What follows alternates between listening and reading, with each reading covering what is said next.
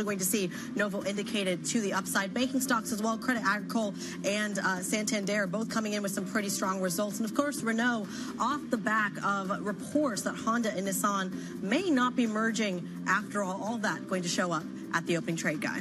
Say circa 30% stake that it has in Nissan. So that's going to be significant this morning. Right, here we go. Time for Wednesday's opening trade. We're expected to open a little bit lower, but single stocks are really going to matter this morning. Santander, Novo Nordisk, what's going to happen with Renault? There's an awful lot to price in and factor into these markets this morning at a kind of bottom-up level rather than a top-down macro story. So the FTSE 100... barely budging this morning. We're down by 1/10 of 1%. The stock 600 barely budging, down by 1/10 of 1%. The IBEX is up a little bit more. Santander expected to open higher, 2 to 3%. Let's see if that turns out to be the case. So that's going to lift that market as well. Santander's up 4%, I'm being told. So that's probably explaining why we're seeing a little bit of outperformance coming through from the Spanish market. The CAC is down by 0.2 of 1%. We've got Agricole to fold into that story, plus plenty of French politics to fold into the narrative as well. We'll see how the DAX opens. We'll see how the SMI opens. We need to see what Novo Nordisk is doing as well this morning. What story do we take out of China as well? Plus also the auto sector. What's going to be happening with Renault? An awful lot to factor in, as I say, to these markets this morning. Lizzie, what are you seeing when it comes to the sectors and the single stocks? So we've got just over half of sectors in negative territory across Europe this morning. Tech at the bottom of the basket down 0.8%. Autos and parts, as you mentioned, Guy, second bottom down 0.6%. It's basic resources leading the gains up nearly 0.5%. But if you look at some of those earnings stories, for example, Santander up 5.2%, Total up 0.5%, GSK 4.3% up, Crédit Agricole nearly 1% up, and Vestas up 2%. So green on the screen for a lot of those names reporting this morning, Critty. Yeah, Novo, we are seeing an open auction extension at the moment. They're halted, they're not trading, so certainly working through some heavy volume there. We'll see how that shows up. But broadly, when you look at the stock 600, you mentioned some of the banking stocks. Healthcare is actually in the driver's seat when you look at the stock 600 on the upside, for example. So you are seeing, as Lizzie mentioned, the Banco Santander story, but AstraZeneca, Novartis, GSK continues to move the healthcare story upwards, although it does feel like it's a story of weightings to the downside. So UBS really pulling down the stock 600 and the stock 50, I should say, down about 1% as well. Alongside, I'm seeing HSBC. I'm also seeing a lot of the tech names on the back foot, Guy. ASML, Schneider Electric, even LVMH not having a good day. But it does feel as if it is a earnings narrative that is driving the broader narrative this morning. Santander's up nearly 7% this morning. We were talking to Anna Botín a little bit earlier on. That stock absolutely flying on what it is delivering and saying about what it's going to go, what it's going to look like going forward. GSK up by nearly 5%. That's a huge weighting on the London market. You are also seeing some of the other, as you say, healthcare names doing relatively well. In terms of where the points are being added this morning, it's Santander, it's GSK, it's Astra, it's Total out with numbers. You've got some of the Spanish banks doing really well. Even BBVA up by 1% this morning, adding quite significantly to the upside. Yeah, perhaps adding from the, or I should just say maybe returning, pairing some of the losses they made earlier in the week around the Mexico story as well, given that those stocks are so much more exposed. Let's bring in Henry Allen, macro strategist over at Deutsche Bank Research, to walk us through some of this. I mean, as Guy was saying, this is very much a sum of all parts trade that we're seeing this morning. What's interesting, we're seeing almost a pullback in earnings, a little bit of a slowdown in earnings in the States. And then you look at the earnings here in Europe, and they're much, much stronger. How does that add up in your view? Well, I still think the backdrop is fundamentally bullish. I mean, even though, clearly there's going to be a high bar for these tech earnings, the Mag 7, and we've seen a bit of disappointment, obviously, with Alphabet overnight. I think, these comparisons to the dot-com bubble we've seen, particularly since the DeepSeek fears last week, I think they're completely overdone. I mean, when we were thinking about the dot-com bubble, the Nasdaq was up 86% in a single year in 1999. We haven't seen anything like that sort of growth today. When the dot-com bubble started to burst, we were seeing a start of an economic slowdown in 2000. Again, the macro picture is actually much more positive today. Only this week, the ISM manufacturing hitting its highest level since late 2022. So in spite of that tariff story, actually, I think there's a lot of macro optimism in the picture. So, fundamentally, we're still bullish net overall. You said despite the tariff story, isn't that the elephant in the room? Isn't that the kind of the make or break for stocks, especially here in Europe? So it is, but then as we've seen with Canada and Mexico, there's this kind of will they, won't they? And then markets kind of pull back and then they're suddenly relieved again. So we're all kind of dealing with this chronic uncertainty as to whether they're actually going to be in place. And I think, yes, markets are trading off that, but then to some extent they've been trading off that since the election and Trump's victory back in November, because you had this wave of euphoria that, we're going to get tax cuts, we're going to deregulation. There was a lot of kind of happiness about that. But then in the backdrop there was, well, what's he going to do about tariffs? And then kind of we get this February 1st deadline, we've got these April 1st deadlines, there's, been the delays, and then we don't know what's going to happen next. So, I think this kind of uncertainty is already priced in. But, Henry, is it not inevitable that Trump's going to have to follow through on more tariffs than just on China when he needs that revenue to offset some of his tax cut promises? So I think he could, but equally I think what Trump has also shown from his first term is he's incredibly relaxed about deficits, that for all this rhetoric that we want to get debt down, by the end of Trump's first term, the US was running some of its, even before COVID, its largest peacetime non-recessionary deficits ever, and the national debt kept going up and up. And even, on baseline forecasts in this term, the US national debt is probably going to exceed its post-World War II record. So I think Trump is pretty relaxed about that. And as long as they can get the scorecard to look okay over a 10-year horizon, I don't think they mind too much. Okay, it's interesting that's how you're kind of modelling it. Does the volatility, therefore, necessarily have to be high because there's so much policy uncertainty? I think so, and I think that's already subtracting from growth, because after all, if you're any corporation or business or indeed an individual, you're like looking where to invest and you're thinking, okay, might there be tariffs there? And even European businesses are already affected despite the tariffs, because something we've been looking at is like a lot of German automakers already do business in Mexico and then take those cars into the United States. So even if there aren't tariffs on the EU, that's still affecting EU businesses because they've got operations in Mexico. So, businesses are always going to be dealing with this chronic uncertainty. But, at the end of the day, the whole discussion we have in markets is always, there's that cliche, businesses hate uncertainty, but uncertainty is, at the end of the day, a fact of life.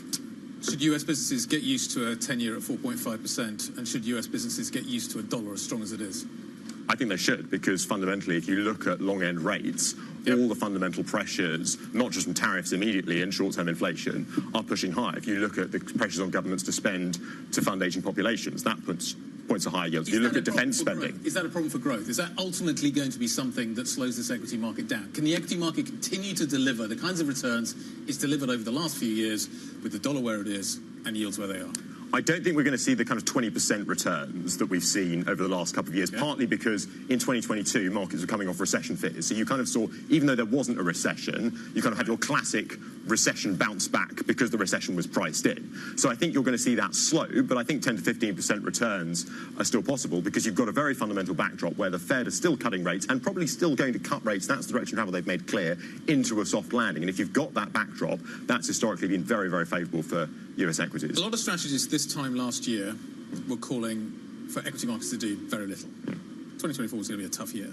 Everybody got it wrong. How much bias do you think there is at the beginning of this year not to make the same mistake again?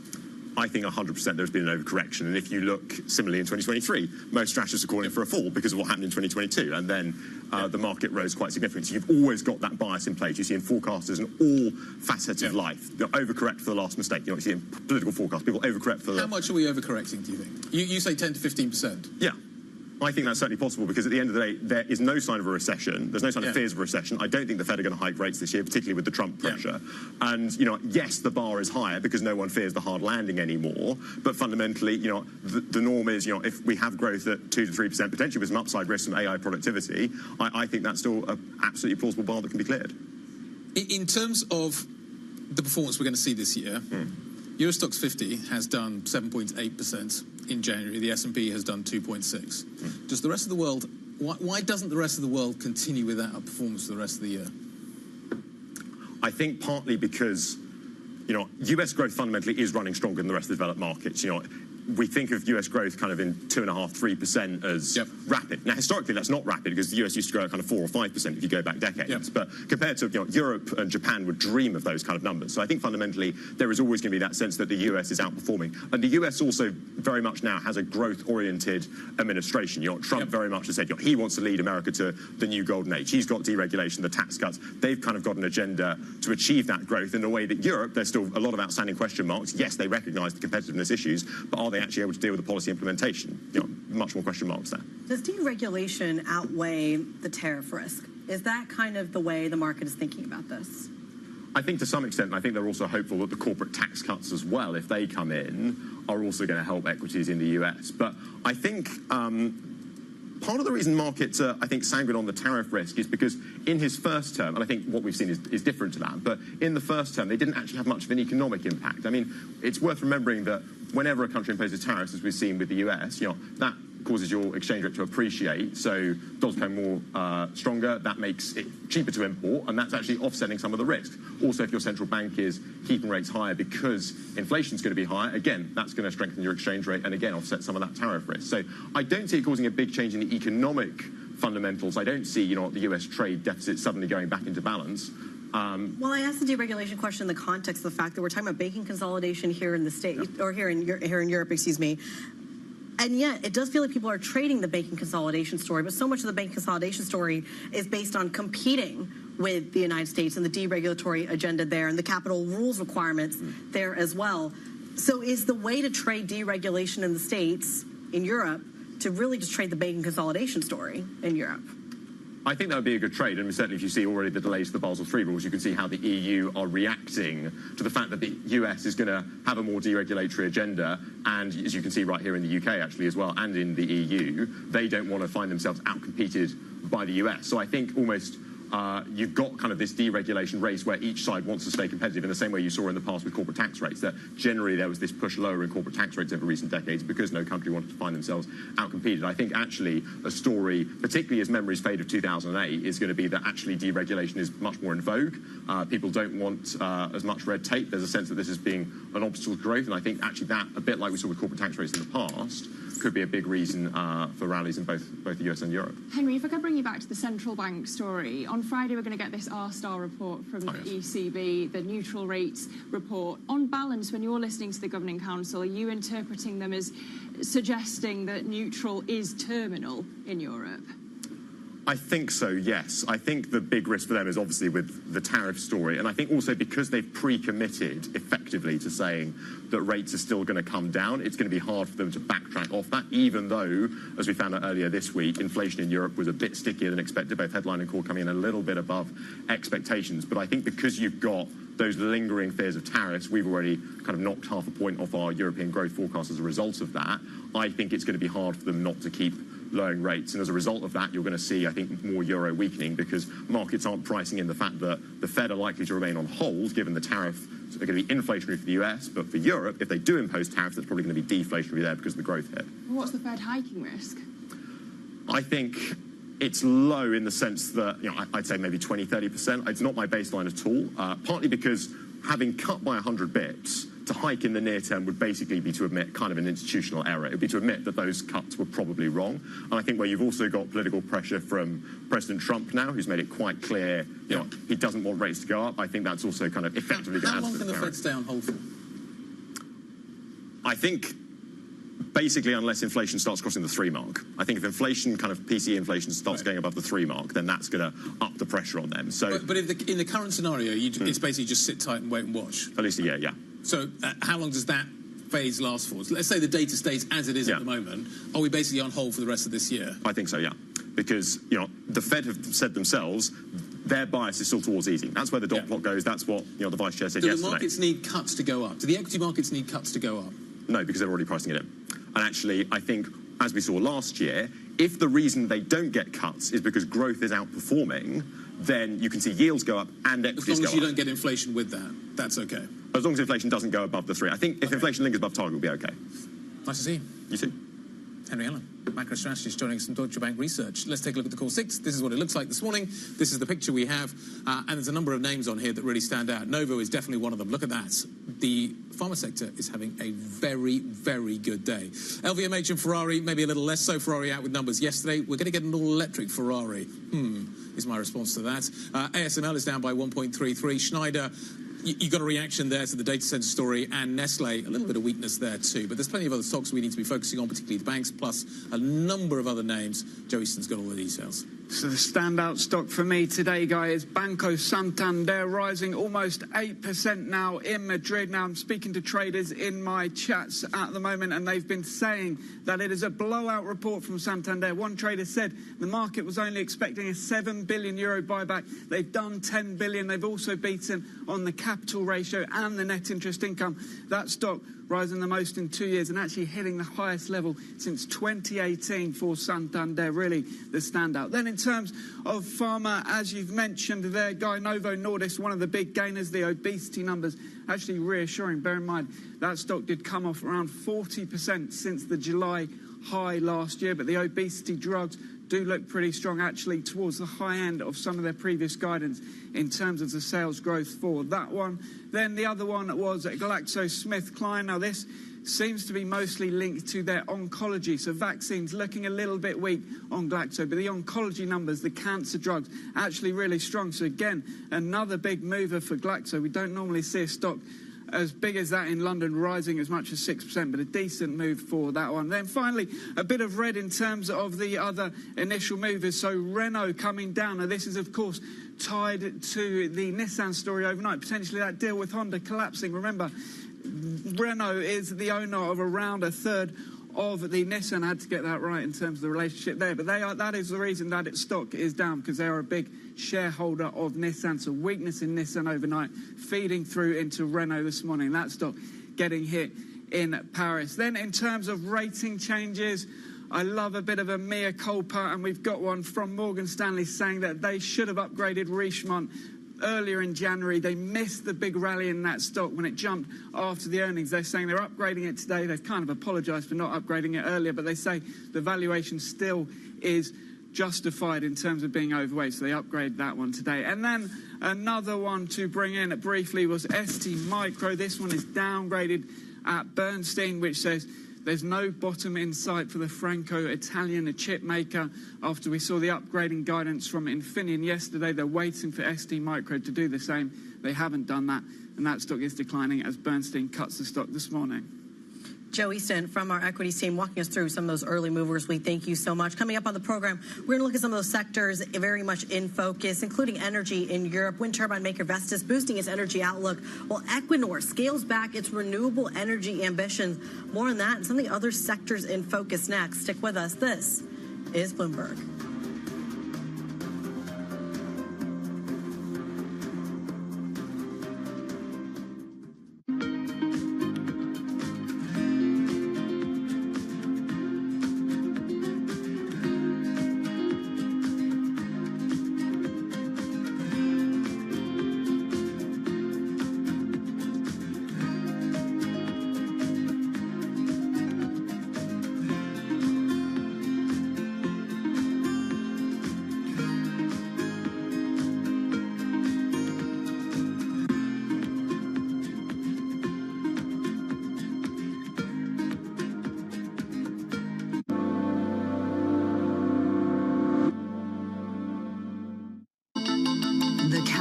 Is on. Everything you need to get the edge at the end of the market day.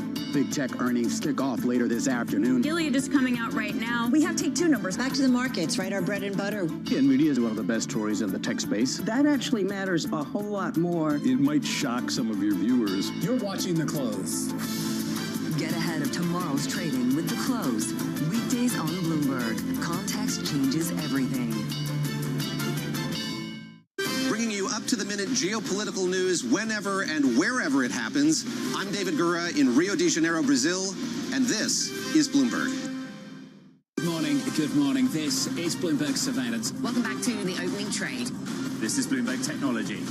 This is the Asia Trade. This is Wall Street Week. Welcome to Balance of Power. This is Bloomberg Television.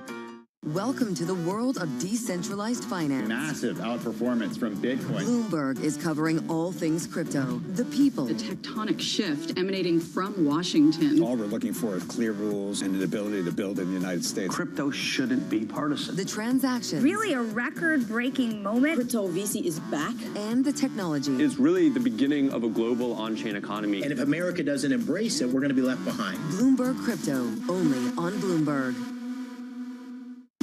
Bloomberg Surveillance covers the latest in global markets and the political events that influence your world. Join Jonathan Farrell, Lisa Abramowitz, and Anne-Marie Hordern, only on Bloomberg. Context changes everything. Asia is at the forefront of some of the world's biggest stories. I'm Sherrian in Tokyo. And I'm Heidi Stroud-Watts here in Sydney, where the trading day begins. We're here in the center of all the action to get you set up with the numbers, news, and knowledge you need for the day ahead. The demand is indeed recovering. We've been waiting for this moment. The opportunity of a century. Join us on Bloomberg The Asia Trade. Weekdays only on Bloomberg TV. Context changes everything. Get your fixed income fix. Watch Bloomberg Real Yield around the world right here on Bloomberg. Context changes everything.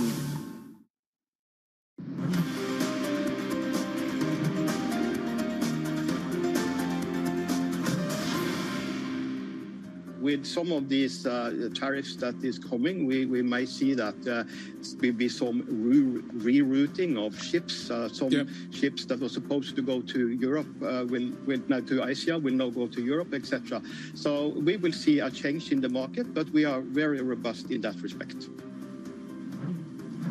So that was the Equinor CEO, Anders Opedal, speaking to us after their earnings earlier this morning. Let's get some analysis now. We're joined by Rachel Morrison, who leads Bloomberg's coverage of gas, power and renewables here in Europe. Good to have you with us. We were talking to the CEO, earnings higher than last year, beating estimates, and yet the shares are down 0.8%. What's so offensive to traders? I guess a big part of it is them cutting back on their renewables spending and what their ambitions are there, which is kind of in line with what we've seen with other oil and gas majors, but comes at a time where there's quite a lot of headwinds in the US for green tech.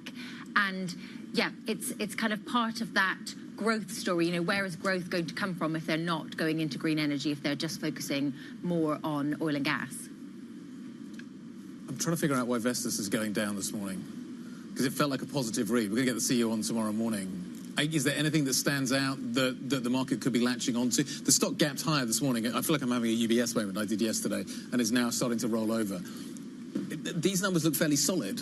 Is it just that expectations were slightly different in terms of where we were coming into this? Is this actually they deliver good numbers, now's the time to sell, they've delivered good numbers, so sometimes it's better to travel than arrive?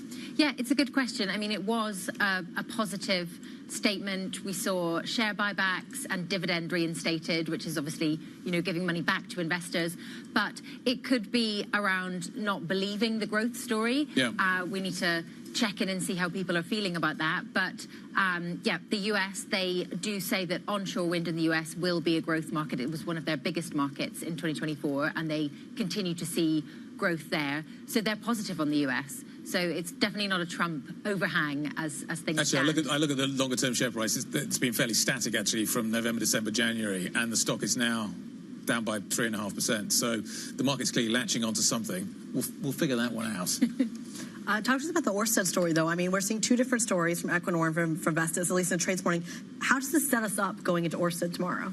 Yeah, it's going to be really interesting. There's a new CEO, and we've had a few statements from people sort of wondering whether he's going to be able to come out with some kind of strategic review that he can do of the business, because obviously Ørsted needs a turnaround. They've had huge write-offs, lots of problems in the US, and he has been at the company for a long time. So the question for him will be, do you have any new and good ideas that can actually turn the company around? It's certainly something we're going to be keeping a very close eye on. Bloomberg's Rachel Morrison all over those renewable energy conversations and earnings stories. Tomorrow at 7:30 UK time, we'll be speaking with the Vestas CEO. Henrik Andersen is going to be joining the program, Guy. Looking forward to that conversation, trying to figure out exactly what the market is reacting to this morning. Let's talk about Nissan Renault. Try and get that pronunciation right. Nikkei is reporting that Nissan is basically going to abandon its plans to combine with Honda. Effectively, Honda is not going to take over Nissan. Craig Trudell, who leads our global automotive coverage, joins us around the table with more. Why? I think this has always been a sort of a tenuous potential deal, in part because there are sort of big egos at these companies. I think we only have to go back to the Carlos Ghosn takedown to appreciate the extent of that. And I guess what amazes me is the extent of the sort of bruised ego on Nissan's part. About this idea of what Honda is willing to offer for this company, and the pressure that they've been putting on Nissan and the managers. Effectively a takeover. Yeah, it will become a subsidiary. It's not a merger, right? I mean, this is a case of one company that's worth 4 or 5 times more than the other. This isn't a merger of equals. It isn't a merger at all. And I think Honda made clear back in December when these two companies did an initial sort of tentative deal. They really were sort of pretty clear and public about the idea of, look, Nissan needs to get its house in order for these talks to go forward. And it hasn't been clear in the weeks since then that Nissan's really taking seriously this idea of fixing itself. Yeah. Renault has a big stake. I think 36% is what Guy mentioned in Nissan as well. Those shares down about 2% in French trading today. Walk us through what that turnaround plan looks like. What specifically do they need to address when their market share is dropping in Japan, China, and the United States? I mean, they needed Honda for things like putting hybrid powertrains into their vehicles. That could be one sort of potential path to them. Putting in a floor to the market share loss that they've been enduring. But I think they really, unfortunately, they need to take tough actions like close plants. It's absolutely been the case that this was a company that was run for sort of growth.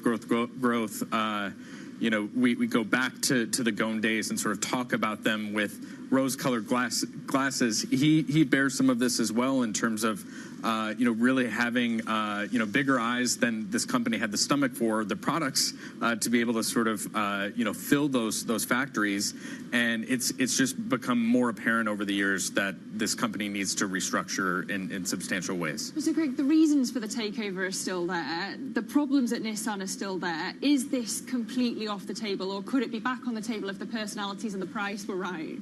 I think that's a really good question. I think there's also been, just in the weeks before these companies came together to make this announcement, sort of official, there was some interest on the part of Foxconn in Nissan. I think there's also some potential that maybe somebody would be willing to step in and try and kind of catch a falling knife and do the dirty work of cleaning this company up, and maybe that isn't Honda.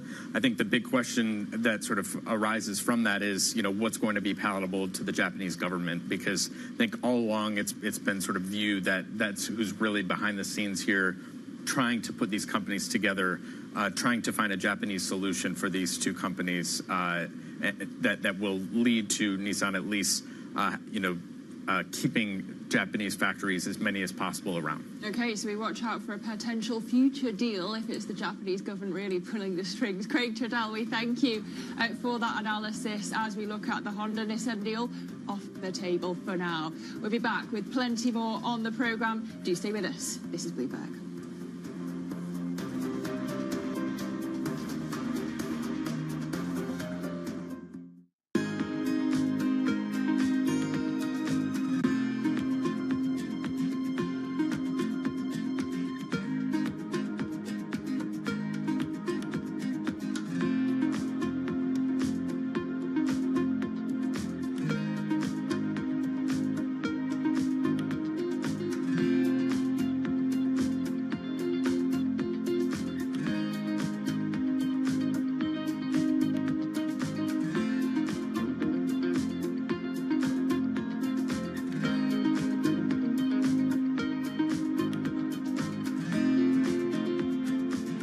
You missed it from Bloomberg's coverage at Davos. The issue of ending the war in Ukraine must be, I believe, the victory for Trump and not for Putin. Putin is nobody for him. America is way stronger and Europe is way stronger. China is way stronger than Russia. they are all players. We are exploring ways for Argentina to be able to open up to international trade. And why? Because the division of labor brings prosperity. Adam Smith said so. And 250 years later, that holds true. Adam Smith is still right. I would like taxes to be lower on people and on businesses, but I'm not going to play fast and loose with the public finances, because in the end, you actually don't result in anyone being better off, because it sends interest rates soaring. I think everybody has welcomed the ceasefire in Gaza, but it's only first step. We hope that it will be a starting point for solving genuinely the Palestinian problem. Nobody covers Davos like Bloomberg. Jumpstart your trading day on Bloomberg Open Interest. 2 hours of single stock stories that are driving the opening bell action. We'll take you to Wall Street, Main Street, the C-suite, and beyond. These are companies that are growing their market. The great companies in the U.S. are the companies hitting the cutting edge. That's a different story. Get the inside track on what's buzzing in markets. With the players who are shaping the narrative. If you have bad earnings reports, you're going to get punished. They're not buying what the industry is selling. Join us on Bloomberg Open Interest. Every trading day, only on Bloomberg. David Weston. Join me for the next generation of Wall Street Week, telling stories of capitalism from business, markets, economics, tech, and climate.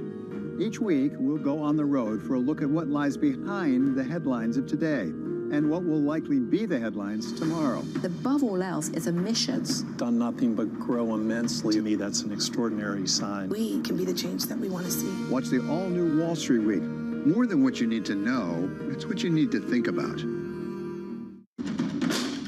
There is this real momentum from Wall Street. We are basically deep in the European earnings season. Take a look at how we're faring when it comes to Asian markets.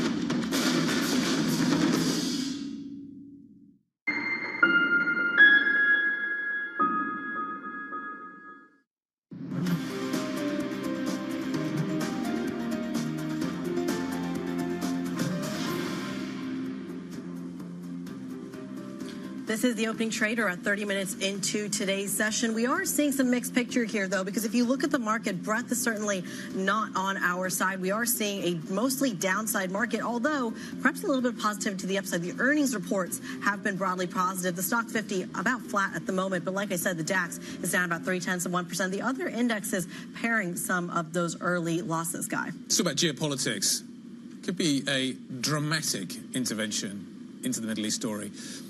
President Donald Trump has proposed that America takes over the Gaza Strip and then assumes responsibility for its reconstruction. He says he could turn the war-torn territory into, quote, the Riviera of the Middle East. Trump made these comments during a news conference with the Israeli Prime Minister Benjamin Netanyahu. I do see a long-term ownership position, and I see it bringing great stability to that part of the Middle East and maybe the entire Middle East. And everybody I've spoken to, this was not a decision made lightly. Everybody I've spoken to loves the idea of the United States owning that piece of land, developing and creating thousands of jobs. He has a different idea, and I think it's worth paying attention to this. We're talking about it. He's exploring it with his people, with his staff. I think it's something that could change history, and it's worthwhile really pursuing this avenue. American president insisting that Egypt and Jordan will take Palestinians displaced from the Strip. Not everybody in the Middle East is as convinced as the US president appears to be. Horizons Middle East and Africa anchor Jumana Basechi joins us now from Dubai with an update. This has caught many people by surprise, Jumana. Yeah. How viable is this? Yeah, well, that's the big question. I think many people are shocked over here. The region is actually reeling from the reaction to those comments that he made in the press conference with the Israeli Prime Minister last night. But listen, if you go back over the last couple of weeks, Trump had sort of insinuated that he wanted to, and this was a quote, language that he used a couple of weeks ago, clean out the Gaza Strip. And we got more information yesterday as to exactly what that might entail. For the first time, he was quite explicit, saying that the U.S. need to take ownership of the Gaza Strip. They would then be responsible for the reconstruction, for the dismantling of some of the unexploded bombs, weapons. But that could only happen so long as the current Palestinians residing in the Strip were moved to neighboring countries, including Egypt and Jordan.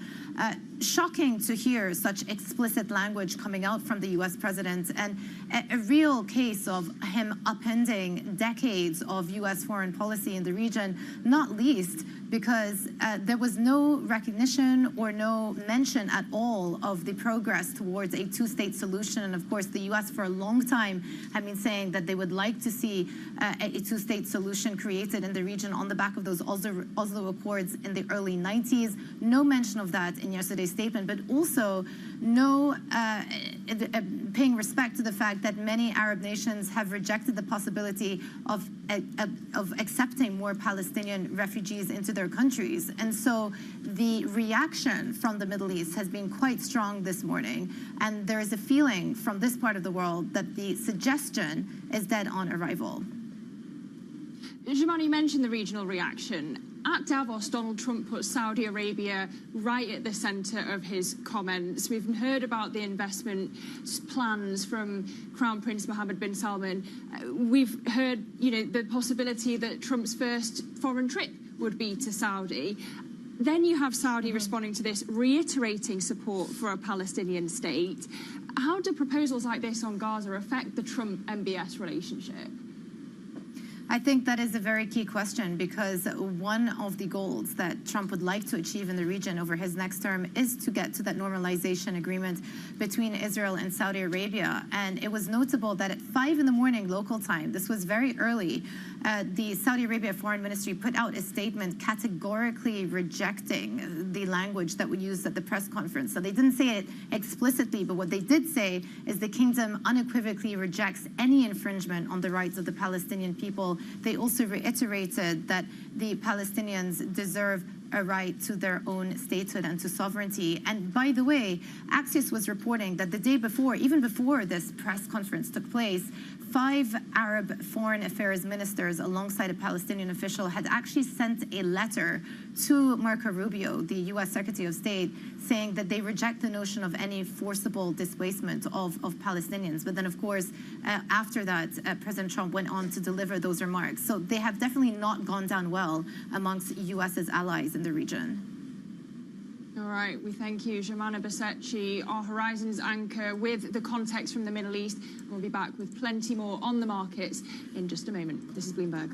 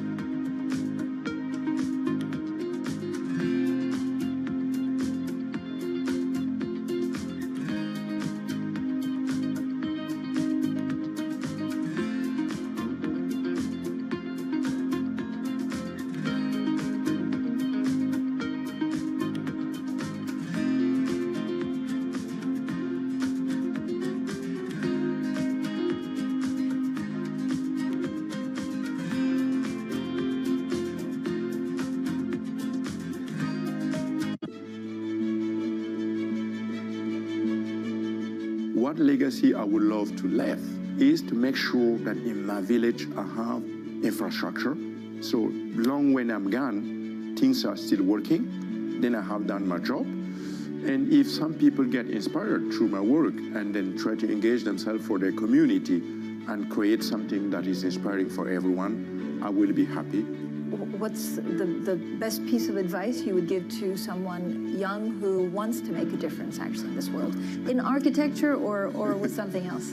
Well, I'm not the right one to just do that. I think you are. Yeah, but with the pressure you have, and then you try to be the good one, the fancy guy, the intellectual one, I have no advice than to believe in yourself and really work hard. You know, when I started, no one would have imagined that I will be able to see my name connected with Aga Khan or Pritzker or sitting at Bloomberg to talk about sustainability, about future of sales. No, myself, 5 years ago, if you told me that, I will say no.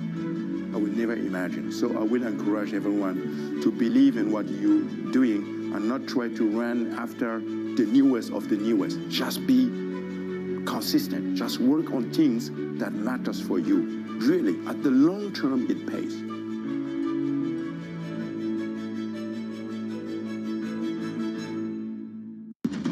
US tech is influencing global markets.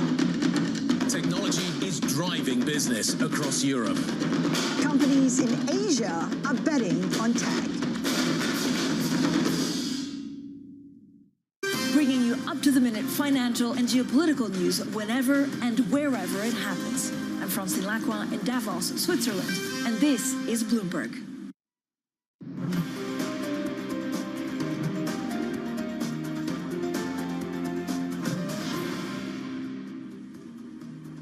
Back to the opening trade. We're 39 minutes into the cash trade. We've got the Stock 600 trading sideways this morning. Stocks flat on the FTSE. Healthcare leading the gains this morning, sectorally off the GSK and the Novo earnings. Renault dragging autos to the bottom of the basket off the Nissan Honda news. That potential takeover off the table, and that weighing on French equities this morning. The CAC 40 down 0.3%, Guy. Bit of breaking news on Apple. I wonder whether this is something you can fold into the wider geopolitical narrative and the tariff narrative. China is weighing a probe into Apple's App Store fees and practices. Remember that this includes taking a cut of up to 30% on in-app spending and barring external payment services and stores. So this is something that China is now looking at. If Apple resists making changes, the government may launch a formal investigation, and this ultimately, therefore, could become another flashpoint in the country's trade war with the United States. You obviously put the tariff story into this, you put what is happening in TikTok into this. It feels like there's quite a clear pattern emerging here. Now, the Apple results obviously have been showing of late concerns around what is happening with China and how big a drag that potentially could become going forward. This isn't going to make it easier. Yeah, potentially one of the levers that they can pull as you perform. Perhaps you're creating a roadmap for how the EU could potentially respond should they become next in the firing line. Sticking with the EU, let's talk a little bit about the banking consolidation story right here in Europe. It looks like UniCredit's CEO Andrea Orcel has been speaking to their their staff in Germany for HVB, really reassuring their staff there this would any sort of potential combination with Commerzbank would, quote, only potentially affect HVB in the medium term with a combination that would be much softer than many expect. Those comments coming from an internal memo sent last week referring to the German unit. They're also saying that they would the integration of Commerzbank and HVB would, quote, only occur after a period in which Commerzbank would be independently improved, applying our blueprint while HVB continued on its own trajectory. So, Guy, perhaps providing a little bit of maybe solace to the staff in Germany who may be worried about job losses down the pike. Yeah, and that will feed back into the politics as well and how the politics deals with this story too.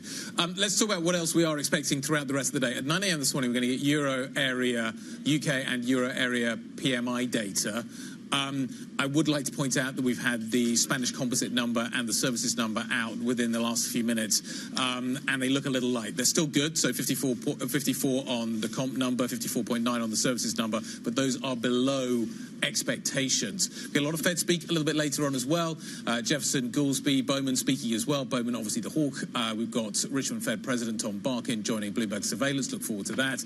Earnings, plenty of them. Qualcomm, Ford, Uber, Disney, Arm, all out with numbers. We've also got French politics to fold into the story as well. We are anticipating that the Beirut government will continue in operation tomorrow. The expectation is that the censure vote a little bit later on, votes will be passed and that we will get a budget being pushed through into operation in France. Camille de Courcelles is head of developed market rates, strategy and economics for Europe at BNP Paribas Markets 360 and joins us around the table this morning. Is that priced in? Is there an expectation that this censure vote does not pass, that actually the Beirut government continues? And if that is the base case, what is the expectation for how long it continues for? Indeed, I think there is no broad expectation that this will not pass, because since then the Parti Socialist has said that they will abstain. The RN has also said that they would probably abstain. So the risk that it passes is very low in our view. So where does that take us in terms of the rate story? We have seen a tightening over Germany. That has persisted over the last few months after the initial shock, obviously, the election and what happened there. Does that trajectory continue? Or is there still a belief that ultimately we are heading for more political turbulence later on this year?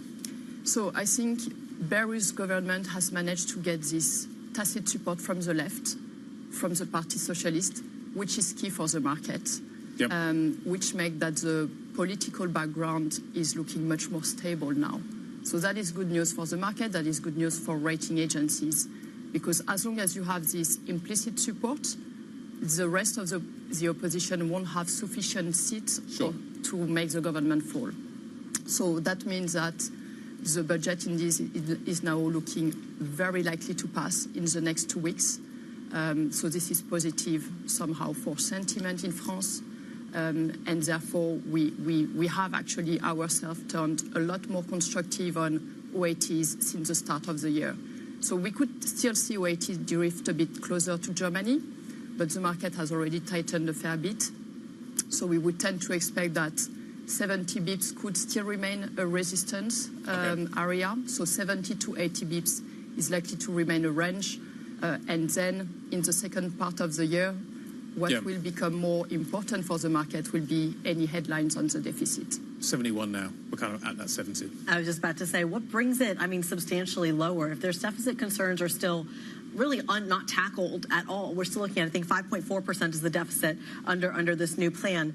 That hasn't addressed any of the concerns at all. What gets us back to that normalcy? Is there one thing that maybe the Beirut government can pass that would get us there? So I think to get back below 70 for a prolonged period of time, you would need positive news on growth, but we would tend to think that the 0.9% target from the government is looking a bit too optimistic. So we think that there is more risk that the market got a bit disappointed on the growth front. And on the deficit, I have to say 5.4% is a good target somehow, because it still shows consolidation efforts. But we think that in reality, we might get closer to 6%. So that's why we would still tend to think that it will be hard to break below 70 bips sustainably. Now it will really depend on growth, I think. But just to add that, I think when it comes to rating agencies, I don't think that we will have much news this year at all.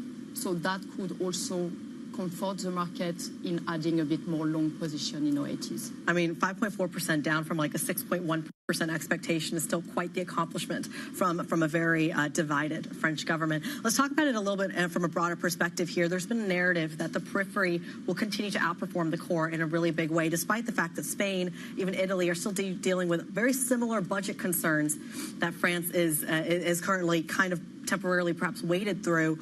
Does the periphery still outperform the core despite the politics? So I think, generally speaking, we should still see indeed a convergence. It has been played out in the market to a large extent, though. But I think, for example, in Spain, we still expect another rating upgrade, so quite differently to some risk in other countries from the core. In Italy, we would expect a stable, a change in the outlook from stable to positive by one of the rating agency. The periphery is still outperforming on the growth front. Is that priced in, though?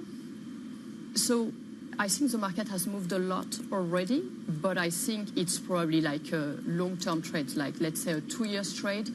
I would probably favor being long Spain in particular among the periphery versus countries in the core. Camille, how do you factor in the US? You've got all this uncertainty around Trump tariffs. You've got the risk that Donald Trump's fiscal policy means the Fed keeps rates higher for longer. How attractive does that make euro area debt? So I think when it comes to tariff, the most important impact for European rates is negative impact from growth. So again, for us, it would, whereas I would say it's negative to the point where for inflation, it might not be so much to the upside. It might be relatively neutral, maybe just slightly positive, but given that we expect negative impact for growth from tariffs, we would actually expect the ECB to cut at each meeting, so that won't derail the ECB to cut at each meeting. So therefore, in turn, we would still prefer to be long duration in the Eurozone, which is supported by the macro backdrop. And what about the UK in all of this? Because it kind of seems like Keir Starmer is everybody's friend for now, including Donald Trump. Is the UK actually the unlikely haven? Well, so far, let's see what Trump has to say. The headlines are quite volatile on that front. But the UK won't be insulated from tariffs and from retaliation from other countries in the world. What do you think the Governor of the Bank of England says tomorrow? So I think, a cut is largely a done deal. Yep. The data has been moving in this direction. How many more cuts? Data. That's where I think we are different from the market. We still think that they will have to cut once a quarter. Yep.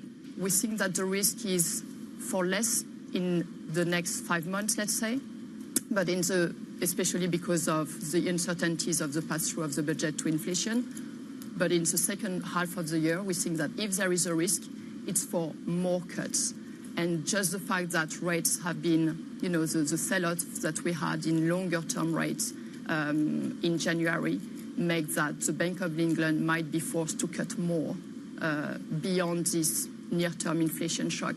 So we would rather expect a flattening of the money market curve, and we still expect the Bank of England will reach 3.5% in Q1 2026. So Camille, let's continue our tour around the world. We've got a German election in just a couple of weeks. A big question has been the debt brake, or the suspension of the debt brake. What does that do to issuance, to the market plumbing of the bond market?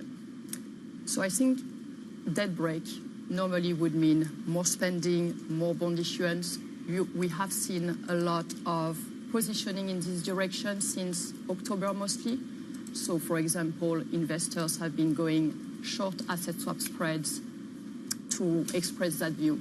But looking at the polls, CDU, CSU making 30%, followed by AFD at 20%, and SPD and the Greens much lower than that. Yeah. I think it increases the risk that we are heading into another grand coalition, which will probably take a very long time to achieve. And there is also another risk that we don't get a coalition that would be enough to secure 2/3 majority, which is required to change the debt brake, for example. Yeah. So there might be some disappointment, I think, compared to what the market is positioning for when it comes to extra issuance, extra spending in Germany. Which is the turnaround story that you've seen on whether or not the suspension actually does indeed go through is fascinating. Camille de Corchel, Head of Developed Markets Rate Strategy and Economics for Europe at BNP Paribas Markets 360, giving us a little bit of tour around the world. She was talking about Germany there. You can join Bloomberg tomorrow morning as we speak to some of Germany's most powerful business voices ahead of the election later this month. That, of course, is the Germany election CEO briefing kicking off at Thursday, 9 a.m. London time, 10 a.m. in Frankfurt. Our very own Tom McKenzie will be live on the ground. Let's get back to the earnings picture. Alphabet shares tumbled in extended trading after reporting earnings that showed growth in its cloud business slowed in the fourth quarter. It comes as the company faces questions from investors about the billions of dollars that it's spending on AI infrastructure. In an earnings call, the CEO addressed the issue and spoke about Chinese startup DeepSeek. There's been a lot of observations on DeepSeek. First of all, I think tremendous team. I think they've done very, very good work. I would say both are 2.0 flash models or 2.0 flash thinking models. They are some of the most efficient models out there, including comparing to DeepSeek's. For more, we're joined by Matt Bloxham, Senior Tech Analyst for Bloomberg Intelligence. Matt, good to have you. This disappointment around Alphabet really weighing on stocks last night. Was it that bad? It wasn't, but clearly markets are very twitchy at the moment. I mean, in context, they missed by about 1.5%, and all of that miss was in this cloud business. But it's a $12 billion revenue in the quarter. the results came in just shy of 12. The market was looking for just north of 12, so $200 or $300 million. It's not really a huge amount, but I think it's about sentiment around that. Is that an omen of just generally softer investment in AI by corporates? And yeah, as you said, compared to the $75 billion they're going to spend in 2025 on capex, how and when will they ever get a return on these huge investments? I think that's the big question that's going on. So this is the bit I don't understand, okay? Mm-hmm. So they come out and they say, we're leaving business on the table because we don't have the capacity to take advantage of it. Mm-hmm. Similar message coming through from Microsoft. Then they say we're going to invest $75 billion, and the market doesn't like that. I don't know what you do with that as a business. If we had more, we could do more. But if we invest in more, you don't like it. So what do you do with that narrative? I mean, a good CEO will kind of look through the short-term market sketchiness and say, this is the right thing for our business. Okay. And we see the long-term, and, we've done the numbers, and this makes sense. There are tales of success and failure on that, on the judgment of the CEO. I think the good thing is, we're clearly at quite an inflection point. How much impact is DeepSeek or the Flash 2.0 models that Google's developing themselves going to have on the kind of processing power they need in these data centers? Data centers are built in a modular fashion. So if 6 months, 12 months down the line, actually there's a big technology revolution, they don't need to spend $75 billion. I think you'll see them quite quickly rein that in. They're clearly investing today from what they see the market today. All of their big US tech rivals, Meta, Microsoft, are investing similar amounts of money. You've got to be in the game, because if you don't... it can come to an almost hard stop, Chrissy. That's going to be really interesting to watch in terms of the hardware providers. And we see that in the tech cycles. Inventories go up and down quite rapidly. We've seen that perhaps more so in the last few years than we've ever seen before. So, you could see more of that happen again. What matters more for American tech companies and the European read-through? Is it the cloud adoption, which is still, I think, only at like 40 or 50%, or is it AI capex spend? What matters more? I think they both matter. I think pick one, Matt. Well, I can pick another one, which is that Google's business is really based on advertising. It's the bulk of the revenues, and the question is all this money just allowing them to defend their dominant position in search, or is it going to allow them to kind of monetize more effectively both advertisers and consumers? I think right now people think, well, are you going to pay $10, $20 a month to play with DeepSeek? No, there's like so many free options out there, and Google's made its business on providing amazing tools to people for free. So the question is, does this help them to grow the ads market, or are they going to get pressured by big rivals? Well, speaking of pressure by big rivals, let's talk about the geopolitics as well. Tech seems to be almost impenetrable by the threat of tariffs or counter tariffs from the likes of China, even the EU as well. Is that something that needs to be priced in to this market? Yeah, obviously they're going to see some pressure indirectly from certainly the likes of Google, from the cost of this equipment if it's coming from outside of the US. Also, it's potentially a bigger challenge for people like Apple, who are directly importing things from China. I think it's another one of those kind of wait and sees. We've seen Donald Trump kind of pause on Canada and Mexico tariffs. We'll see whether it's the same with Europe. It's kind of more of a negotiating rhetoric, perhaps linked to defense spending. So I think investors are still trying to pick their way through that. Yeah, absolutely. And we'll see if the defensive trade stays put. Matt Bloxham, senior tech analyst for Bloomberg Intelligence. We just get a quick check on some of these stocks that are moving in a pretty big way in Europe. Santander taking the cake here, up a whopping 7.3%, Guy, after those buybacks and record profits for the full year. Another stock that's doing well is Novo Nordisk. That stock is up by 3.75%. You do not want to miss our conversation with the Novo Nordisk CEO. That conversation is coming up right here on Bloomberg Television, 9:20 a.m. UK time. So in around 24 minutes time, I'll do my maths correctly. That is it for the opening trade. The Pulse is up next. This is Bloomberg.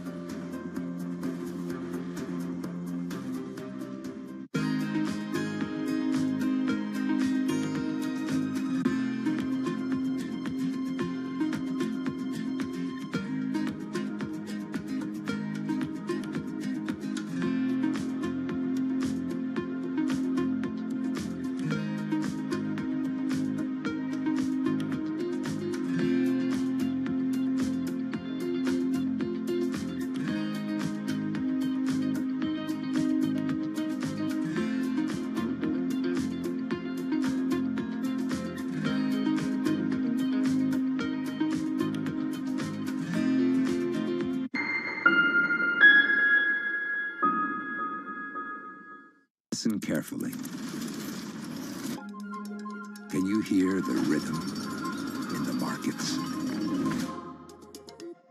Not just in the syncopations triggered by inflation, but in the preludes leading to global elections, in the dissonance that moves the Nikkei, and the rising course conducted by AI. There's music in the markets, and if you want to learn to listen for it, we'll show you how. It's a multi-trillion-dollar industry. We'll show you what's happening in ETFs like no one else. ETF IQ, only on Bloomberg. From the world of politics to the world of business, Joe Matthew and Kaylee Lines deliver news, insight, and analysis live 2 times a day, every trading day. Balance of Power at 1 and 5 Eastern, only on Bloomberg. From the beating heart of global finance, economics, and politics, and wherever newsmakers are moving markets, Bloomberg brings you conversations that allow for deep discussions and important insights. What do you think the future is for inflation? Is this a new normal? Are markets too optimistic? How do you worry about the things that are outside your control? How does the current fighting completely stop? I'm Francine Lacqua, and this is The Pulse, every weekday only on Bloomberg. Key investors, top executives, global innovators. Join me for in-depth conversations with the biggest newsmakers on the day's top stories. Insight with Haslinda Onen, only on Bloomberg. Good morning, this is Bloomberg Daybreak Europe. I'm Tom McKenzie in London. These are the stories that set your agenda. Taking you from the U.S. market's close to the overnight session in Asia, we'll walk you through what you need to know to kickstart Europe's trading day. Live from our European headquarters, we bring you the day's top market-moving stories, unmatched expert analysis, and on-the-ground reporting from across the continent. Tune in to Daybreak Europe, only on Bloomberg Television. Context changes everything.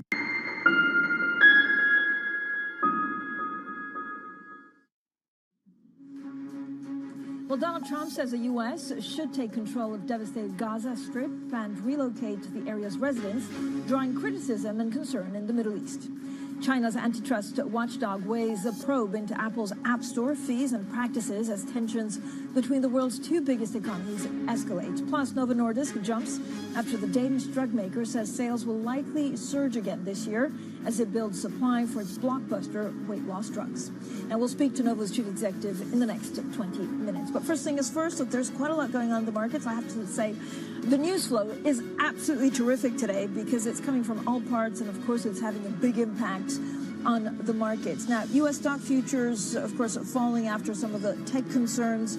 European stocks, look, they're a little bit volatile. Certainly, we have different fortunes depending on how tech-rich your index is. Now, a lot of the focus will be on the latest U.S.-China trade war, and that was made clear that Xi Jinping is taking a more cautious approach than Donald Trump's first term. Tariff risks remain, of course, at the forefront. There's quite a lot also with Apple, so we'll get to that in a second. But Alphabet and AMD have disappointed after downbeat earnings.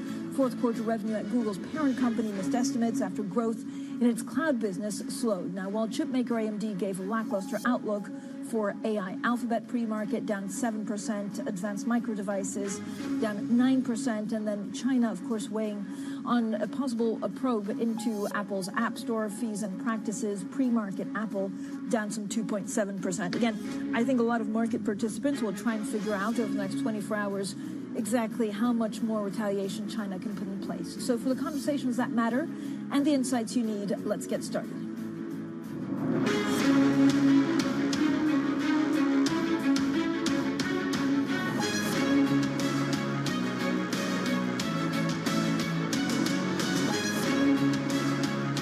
Newsmakers and market movers.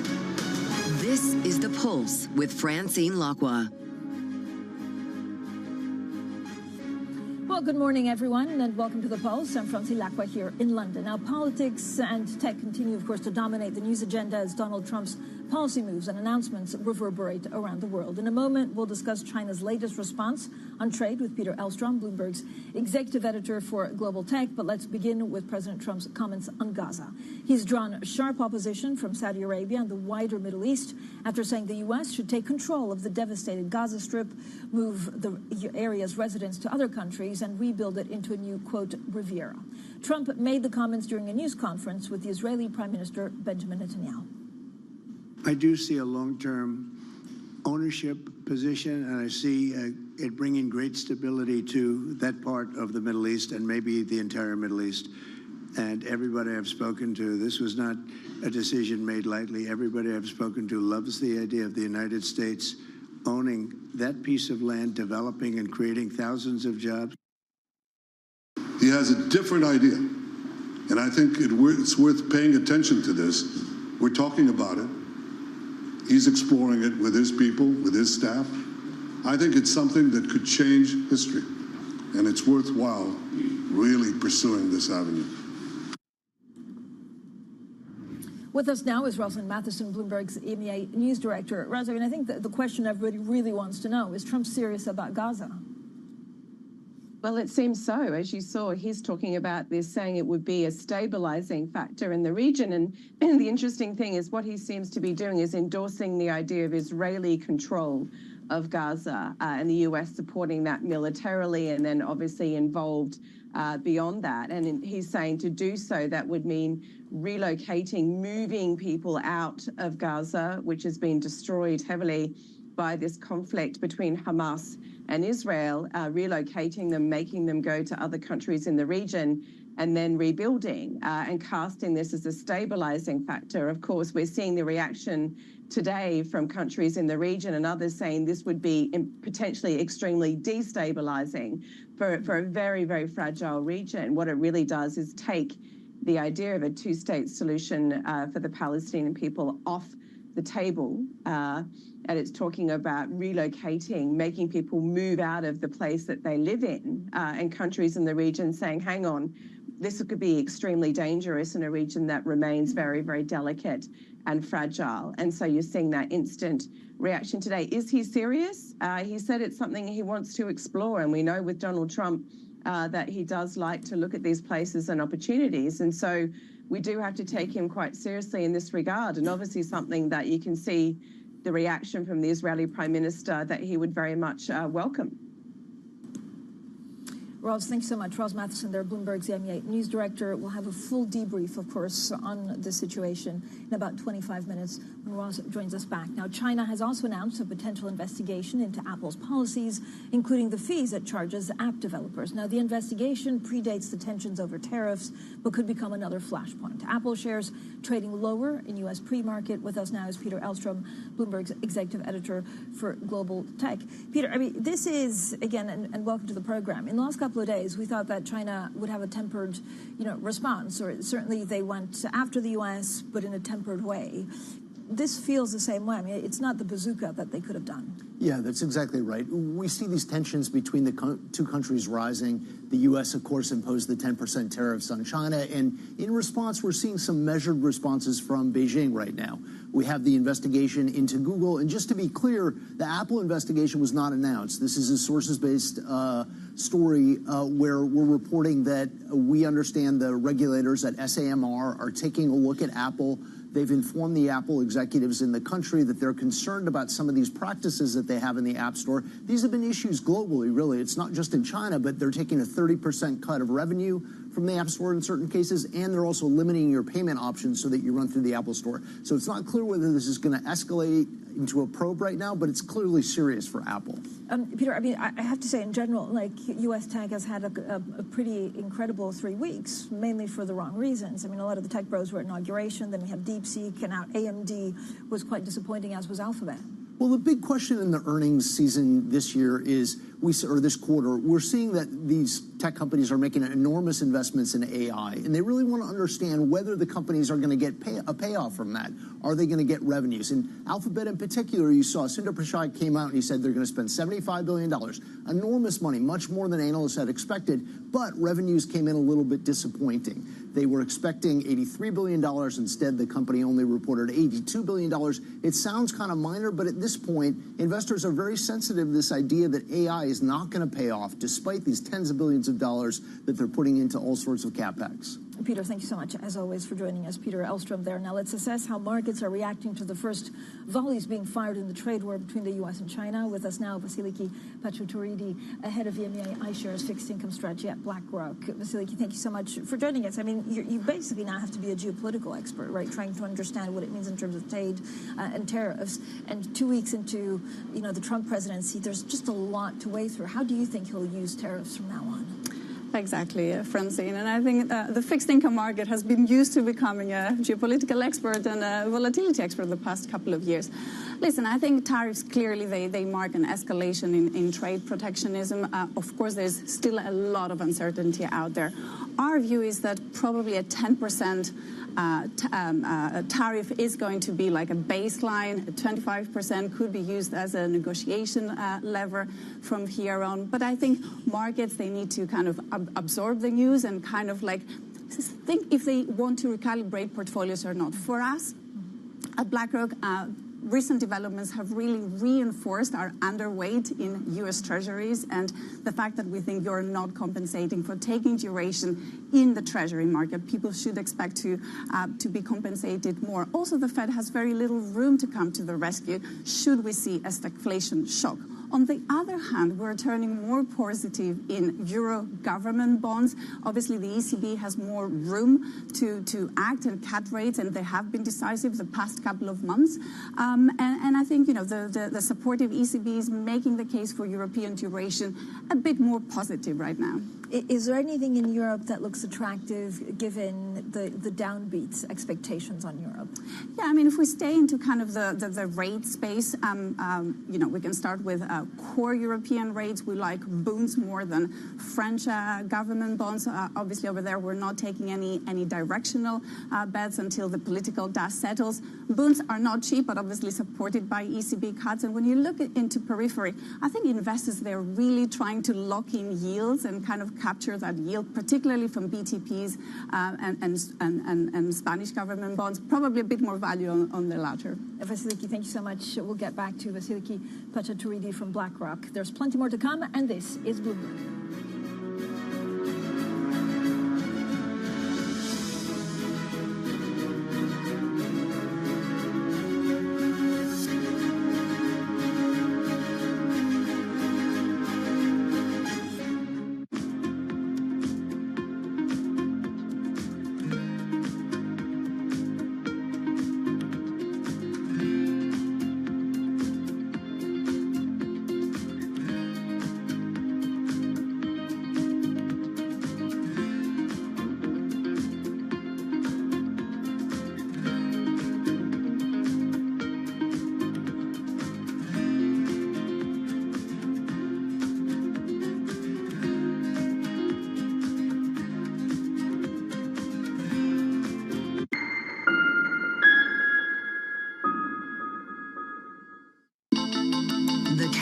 Is on. Everything you need to get the edge at the end of the market day. Big tech earnings kick off later this afternoon. Gilead is coming out right now. We have take two numbers. Back to the markets, right? Our bread and butter. NVIDIA is one of the best stories in the tech space. That actually matters a whole lot more. It might shock some of your viewers. You're watching The Close. Get ahead of tomorrow's trading with The Close. Weekdays on Bloomberg. Context changes everything. Bloomberg loves earnings. I know it's like your Super Bowl, right? I can't wait. It's like opening presents in the morning. All right, it will be exciting. Nobody covers earnings like Bloomberg. Always on the heartbeat of the tech spread across global markets. The real-time data aspect is going to be important. We're going to bring you expert analysis on that. Sure. Don't miss Bloomberg's interview with the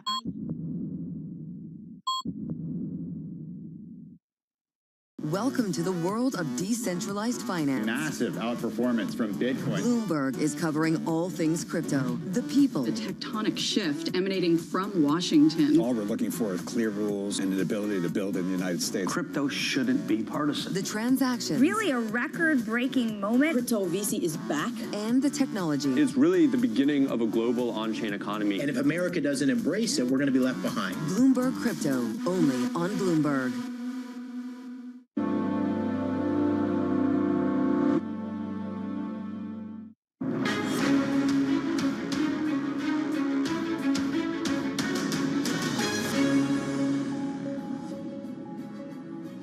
Well, still with us, Vasiliki Pachatouridi, head of EMEA iShares fixed income strategy at BlackRock. Vasiliki, thank you so much for staying. We're talking a little bit, so we started talking about treasuries and then we moved on to Europe. I mean, the ECB is actually well telegraphed. They wouldn't give us a neutral rate, but otherwise the path maybe seems a little bit more smoother than other ones.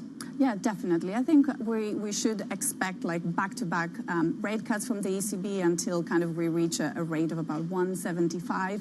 And I think this is, again, as we said earlier, a supportive environment for European government bonds, but also European credit. And I think investors this year, what they're looking for from the bond market is that carry spread income as opposed to kind of duration and spread. So European credit is an attractive market, obviously not without risks. You know, what could be the risk? The risk could be a slower rate cutting cycle from the ECB. The risk could come from tail risk on the spread front, and that's why we've seen some investors using ETF put options to hedge that risk. But overall, if we're concerned about growth on the back of tariff developments, credit tends to do okay even within a subdued growth environment. Elsewhere, we do see demand for kind of more income-focused strategies, particularly unconstrained active strategies. But overall, I do expect, coming back to Europe, it feels like a very European-focused segment. But again, if we even think about the FX dynamic, the cost of hedging back to Europe will eventually become more expensive. So again, paints the picture for European fixed income. Yeah, and then so we have the German elections, and let's see what happens in France. Okay, the UK, so there's a BOE tomorrow, which I think is probably, you know, the most interesting event of the week, because they'll have to try and make sense of all of these shifting geopolitics and trade. Absolutely. So what do we expect from the BOE? I think it's very well telegraphed, a 25 basis point cut. I think the decision tomorrow is already based on kind of inflation surprising on the upside, the growth being slower than expecting, and loosening labor market. I don't think tomorrow we're going to get a reaction to recent developments. But what I will say is that we still like short-term yields. The 2-year yield is pretty much yielding as much as a 2-year U.S. Treasury. It's a trade that we've been seeing kind of coming up since last year. We had the second year of record flows into yields from bond ETFs. And I think there is still room for investors to clip on that yield. Short end? Short end, yes. But I mean, and this is regardless. I know this week, like the UK probably had a good week, or the Prime Minister had, after being attacked by Elon Musk relentlessly 2 weeks ago, because they could be maybe spared because of tariffs. What does that change? I just feel that like kind of anything longer duration across region, people are a lot more cautious. A lot can come in, the issuance events, and kind of the front end is definitely more anchored. And from a valuation standpoint, that's why the attractiveness of the 2-year yield market. Vasiliki, when you speak to clients, I mean, how much do they actually want to change their portfolios? Yeah, it's interesting. I mean, the past 3 years, we've seen $1 trillion going into fixed income ETFs alone. Half of that has gone into government bond ETFs. What we expect coming on from now is kind of, again, that rebuilding of the income sleeves. Of cash rates are coming down. The neutral rate is coming down. What other sectors would investors go beyond U.S. Treasuries and government bonds? We talked about credit, high yield, unconstrained kind of parts of the market, EM. So I do think we're going to see a broadening out of flows into fixed income. And we polled 1,100 clients yesterday across Europe and Asia. About 50% of them, they said no major change on the back of the recent development. About a third turning a little bit more bearish, looking for hedges such as short duration tips. But the rest, I would say, they're also looking for opportunities. And we did see some flows into credit just the last couple of days. Vasiliki, thank you so much for joining us. Vasiliki Pachatouridi, their head of EMEA iShares, a fixed income strategy at BlackRock. Coming up, Novo Nordisk reports sales that beat estimates, and we'll be speaking to the company's chief executive. That's next, and this is Bloomberg.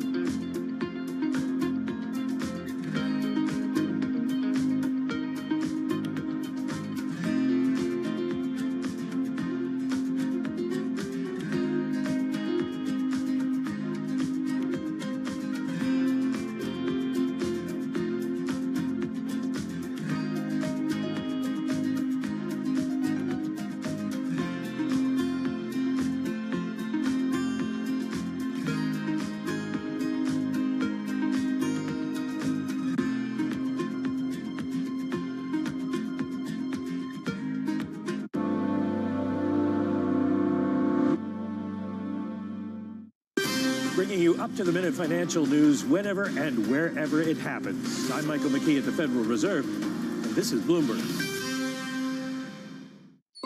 Asia is at the forefront of some of the world's biggest stories. I'm Sherrian in Tokyo. And I'm Heidi Stroud-Watts here in Sydney, where the trading day begins. We're here in the center of all the action to get you set up with the numbers, news, and knowledge you need for the day ahead. The demand is indeed recovering. We've been waiting for this moment. The opportunity of a century. Join us on Bloomberg The Asia Trade. Weekdays only on Bloomberg TV. Context changes everything. Bloomberg brings you breaking news 24 hours a day, powered by 2,900 journalists and analysts in more than 150 offices across the globe. Bloomberg Television. Context changes everything. Jumpstart your trading day on Bloomberg Open Interest. 2 hours of single stock stories that are driving the opening bell action. We'll take you to Wall Street, Main Street, the C-suite, and beyond. These are companies that are growing their market. The great companies in the U.S. are the companies hitting the cutting edge. That's a different story. Get the inside track on what's buzzing in markets. With the players who are shaping the narrative. If you have bad earnings reports, you're going to get punished. They're not buying what the industry is selling. Join us on Bloomberg Open Interest. Every trading day, only on Bloomberg. Good morning. This is Bloomberg Surveillance. Welcome back to the opening trade. This is Bloomberg Technology. This is the Asia Trade. This is Wall Street Week. Welcome to Balance of Power. This is Bloomberg Television.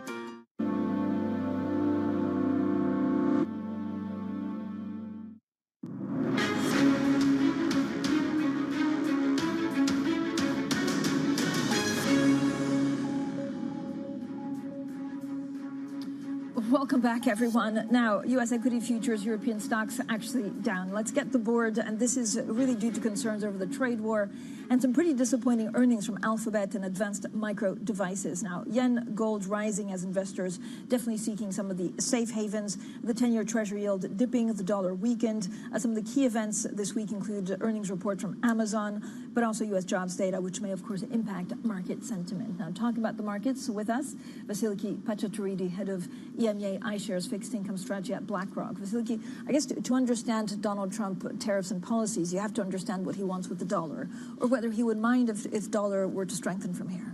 Yeah, I mean, obviously the most direct effect of tariffs has already started, and it is through the weakening of the dollar. Obviously here in Europe, everyone is talking about the euro-dollar parity. I mean, I do see that coming. It's going to be driven by the monetary policy divergence, the interest rate divergence, also the fact that still dollar is a safe haven and euro is more vulnerable to weaker trade conditions. But ahead from here, expect more volatility, and going into later this year or like next year, it also depends how countries will respond to trade. So a retaliation or stronger or more coordinated retaliation would put pressure on the dollar, would be good for U.S. exporters, but ultimately we also don't know what success looks like for Donald Trump. Again, for investors, I think they are looking about the cost of hedging and staying closer to home where they can. Vasiliki, thank you so much. I know I hear that a lot, which is not too bad for some trading floors, right? If you're on the good side of the trade and there's volatility. Exactly. Vasiliki Pachatouridi, their head of EMEA iShares fixed income strategy at BlackRock. Now, Novo Nordisk has reported better than expected sales in the fourth quarter amid increased global demand for its blockbuster diabetes drug Ozempic and obesity treatment Wegovy. Now, the Danish drug maker says it expects revenue to grow by between 16 and 24% this year at constant exchange rates. Now, I'm joined by the chief executive of Novo Nordisk, Lars Fruergaard Jorgensen. Mr. Jorgensen, thank you so much for joining us. It's always a real pleasure to speak to you, and I know you're a very, very busy schedule and a busy man, so thank you for taking the time.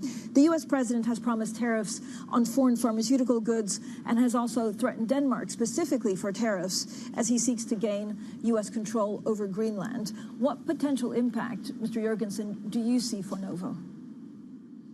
Yeah, thank you for having me, Francine, this morning. So, I think we live in a slightly changing world, but for a company like Novo Nordisk that has already globalized over many years, I think it's important to note that we are also an American-based company. We have more than 10,000 employees in the U.S. We do a large part of our supply chain manufacturing in the U.S. We have research and development. So I feel comfortable that we can supply the U.S. to a large degree from the U.S. Of course, all companies have products moving across geographies to keep supply chains running, but I don't think we are much different than anyone there. And I think the base case is that this is something we can handle. Do you worry? Do you have a direct line in terms of negotiations? I know we also understand that the U.S. government's price negotiation with Ozempic and, of course, Wegovy will have an impact on Novo going forward. So what I focus on is that there is a large market in the U.S. There's also, I think, an incoming government that's focusing on health and chronic diseases, and that's what we also focus on. And then U.S. has its own pricing system, and we are used to operating that. When we launch products, we typically have a steep uptake, and then we gradually expand market access as we lower pricing over time. So in many ways, this is a known dynamics for us to operate in. And the Inflation Reduction Act is also something we are experienced with. We had our insulins part of that first round of negotiation, and now it looks like potentially our products in the GLP-1 categories in the second.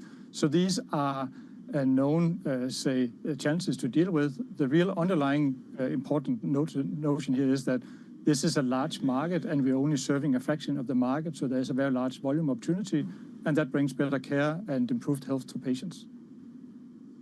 Do you see any potential for changes to the Inflation Reduction Act on drug pricing from the Trump administration? I'm not sure, to be honest. We have the view that regulation that leads to price fixing is not good longer term. It will reduce the access to innovation for Americans, and it will reduce the incentive to keep developing medicines. And I think that's a negative. How it will play out, I don't know. So we focus on what we know for now, and that's, you can say, more of the same. And we feel comfortable in our ability to handle that. And invest in manufacturing, get to serve many more patients. And I think that drives volume for us, and it drives improved health for the population we serve. And I think that's a win-win for us and society. Lars, there's been some speculation recently about demand for weight loss almost being cyclical in the year. So basically, very high demand in the first quarters and then tapering off towards the end of the year. Is it something that you've observed? No, I think right now we see for our products a bit slower demand, and that's really linked to some changes in formulary coverage, and also that we are ramping up supplies and will be supplying more into the year. So I think it's dangerous to start looking too much at quarterly fluctuations in a market that has been impacted by how much the participants in the market can supply. So I think there is now a situation where we have access to 55 million Americans. We're only serving a couple of millions of those. We are adding significant added benefits from a health point of view. And I think that will, over time, solidify the obesity market and the attractiveness of seeking care, and that will drive volume. So I'm looking at year-over-year constant market growth and opportunity for us, less than the weekly script or monthly or quarterly sales trends. Okay, that makes sense. You also said this morning that you were pushing back a filing for regulatory approval on CagriSema until the first quarter of next year in order to ensure supply. Can you give us a little bit more of an idea of what your main concerns are for pushing this back? Yeah, we see that CagriSema has a really, really strong biology. I think it's going to be a leading product in the market, and we are developing some more claims around that. And because we believe in the product, we also want to make sure that the supply chain is robust enough. And we've had some experiences in not being able to serve the market demand.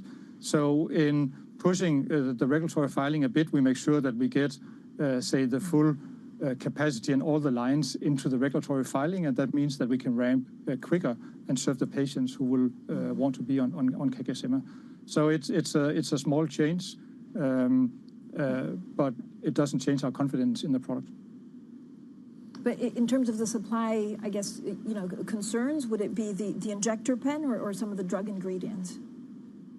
Well, it's, you can say, compared to our first generation product, Wegovy, CagriSema comes with with 2 active ingredients, and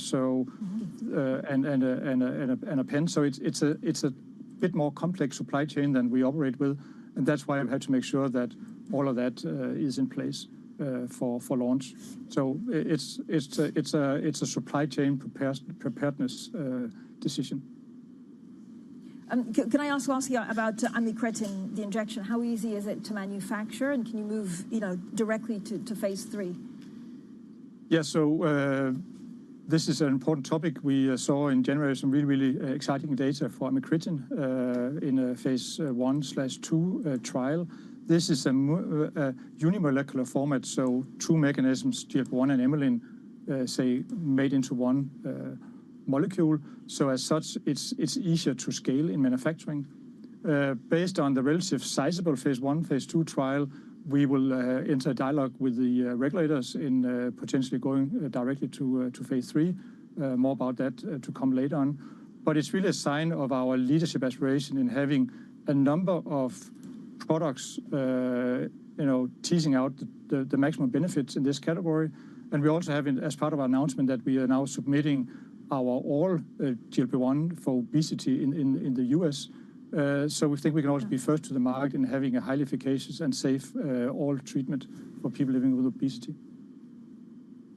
Lars, a final quick question for me, because I often think about when I came actually at headquarters to speak to you for leaders, and you always, thought about things calmly. And I think I have a lot of chief executives trying to figure out in this turbulent time how they should manage their company. What's your biggest advice or your best piece of advice to someone managing a company now? I think the key for us is that we have a purpose of driving change to defeat serious chronic diseases. And there's a huge need for what we do in this space, the innovation we have. And no matter what happens, there'll be patients looking to get access to our medicines, and we can help them. And I think many governments around the world have the same aspiration, that even in challenging times, you want to make sure that you improve health resilience of your population. And when you keep staying focused on your purpose, bringing out better and better products, based on innovation, and you scale to be able to do that, no matter what happens, I think there's a very attractive outlook to deliver on. And then there are tactical aspects in how you maneuver that. And there, I think a company that has already globalized and can leverage the world to operate in is in a good position to do well, also in a more challenged environment. Lars, thank you so much. Lars Fruergaard Jørgensen there, the Novo Nordisk Chief Executive Officer. Now, thank you for your time. Some of our other top stories this morning: the U.S. Postal Service is temporarily suspending acceptance of parcels posted from China and Hong Kong. Now, the operator hasn't explained the move, but it comes after President Trump revoked a so-called de minimis rule for China, which allowed small packages under $800 to enter the U.S. duty-free. Washington is cracking down on the loophole that retailers like Temu and Shein have used to expand in the U.S. Most employees of USAID are to be placed on administrative leave from Friday. Now, the agency says employees stationed overseas must return within 30 days, and only people in, quote, mission-critical and core leadership roles will be exempt. Well, USAID has become a battleground in President Donald Trump and Elon Musk's campaign to restructure the federal government. On Monday, Secretary of State Marco Rubio warned the agency could be shut down after a review of its operations. And more than 20,000 federal employees have signed up for an offer to quit their jobs in exchange for a deferred resignation deal that would have taxpayers continue to pay their salaries until the end of September. Now, President Trump and his efficiency czar, Elon Musk, hope the offer could cut the federal workforce by as much as 10%. And Bloomberg has learned that Panama is weighing a possible cancellation of its contract with Hong Kong's Hutchinson ports, a potential concession to defuse President Trump's threats over the waterway. Now, the firm operates 2 of the 5 ports near the Panama Canal, but sources stress that no official decision has been made. The U.S. president has accused China of having too much control over the canal. So let's get back to some of our top stories. And Donald Trump comments that the U.S. should take control of the devastated Gaza Strip has drawn a range of responses from shock and dismissal to outrage and condemnation. Well, NATO's former Supreme Allied Commander in Europe told us because he's the U.S. president, his latest comments need to be taken seriously. We don't know if it's a viable alternative. It certainly doesn't look like it. right now? Look, there are many, many, many steps to be analyzed before this could be realized. But I do think it has to be taken seriously. If the president says it, I hope the chairman of the Joint Chiefs of Staff, the Secretary of Defense, and the military leaders will, give it a hard look and come back to the president and say, Mr. President, here's what it takes. Well, to try and get a sense of what's behind President Trump's thinking, we'll first discuss the Middle East, where Ethan Broner, our Israel bureau chief and senior Middle East editor, and Rosalind Matheson, Bloomberg's EMEA news director. Then we'll turn to our Craig Trudell to discuss one of Trump's favorite tools, the use of tariffs on foreign imports, and specifically what that means for the automotive sector, one of the big themes of this week in terms of trade and supply chain. So, Roz, let's start with you. We're getting to know Trump. It's been 2 weeks since inauguration, 2 weeks and a couple of days. Are these off-the-cuff comments, or is he turning imperialistic?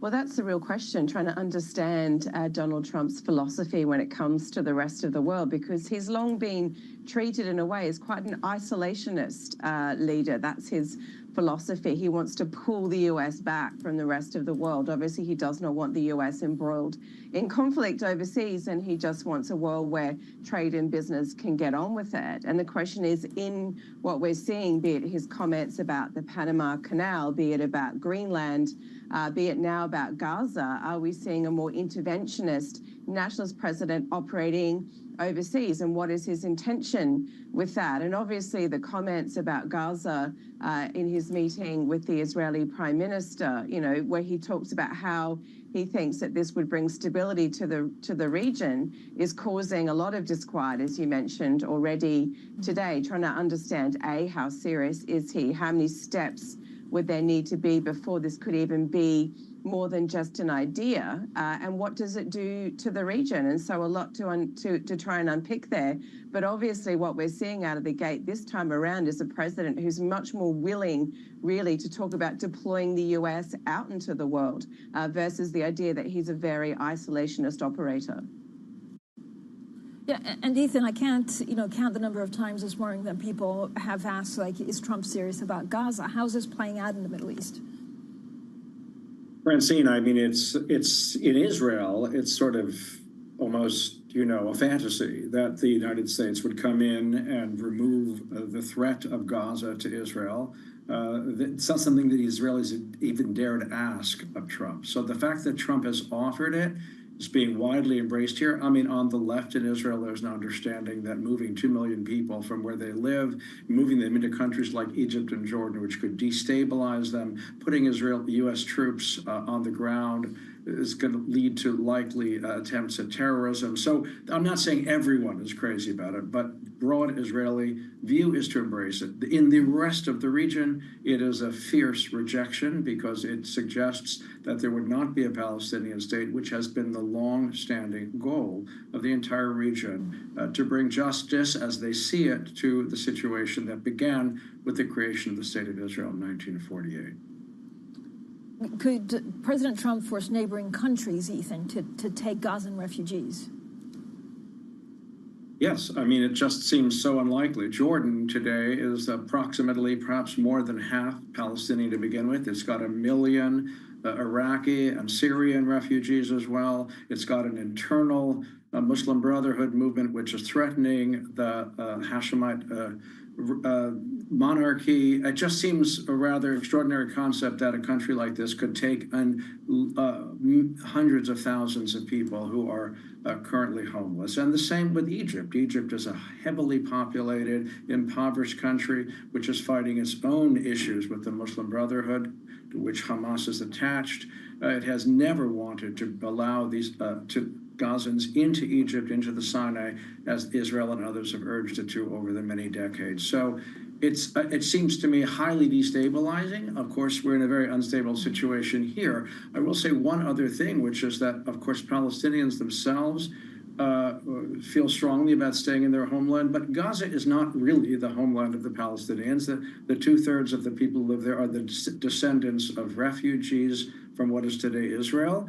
And polls before the war showed that many Palestinians would happily move, but there's a huge political problem, of course.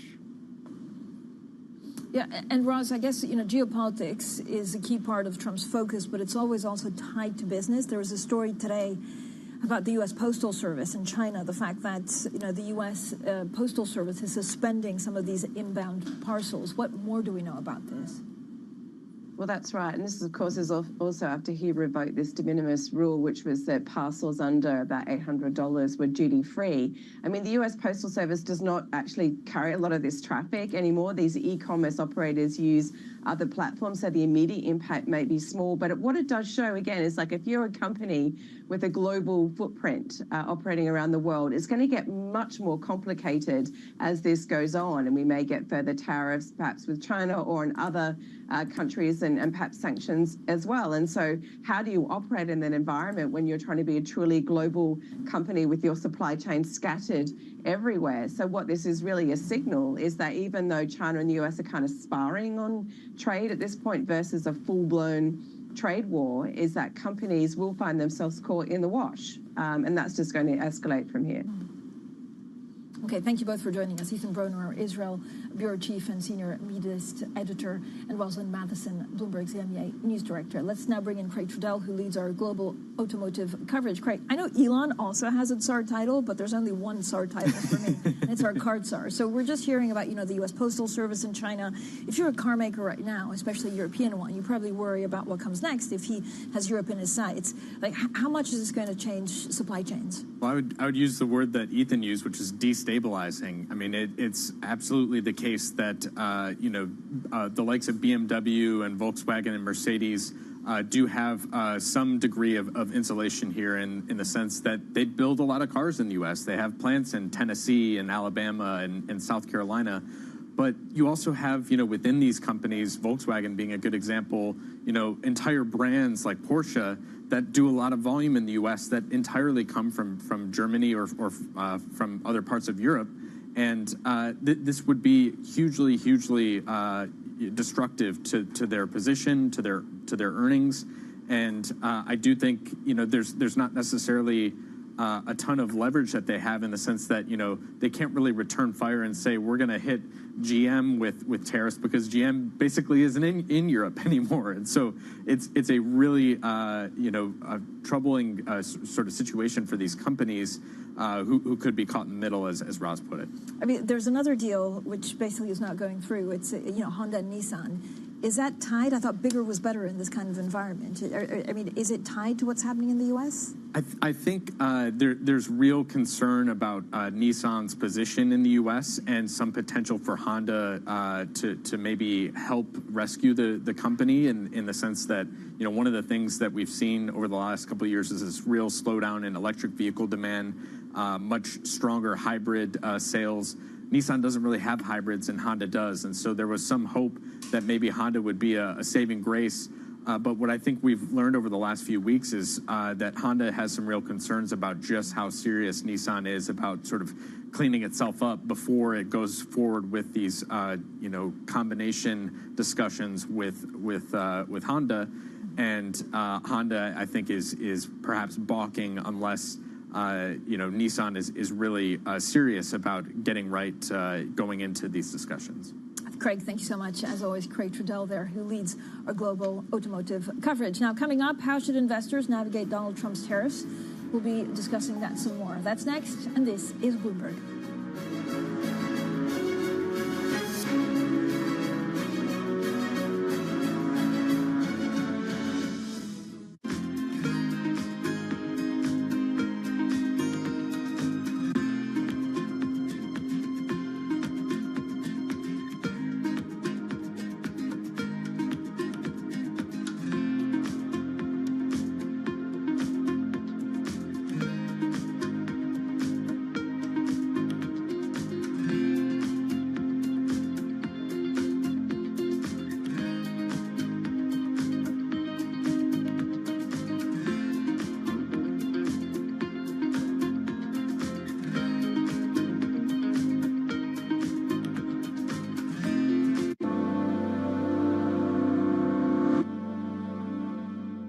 Listen carefully. Can you hear the rhythm in the markets? Not just in the syncopations triggered by inflation, but in the preludes leading to global elections. and the dissonance that moves the Nikkei, and the rising course conducted by AI. There's music in the markets, and if you want to learn to listen for it, we'll show you how. U.S. jobs numbers are released. Bloomberg has the report under surveillance with crucial data and expert analysis at terminal speed. Nobody covers Jobs Day like Bloomberg. There is this real momentum from Wall Street. We are basically deep in the European earnings season. Take a look at how we're faring when it comes to Asian markets.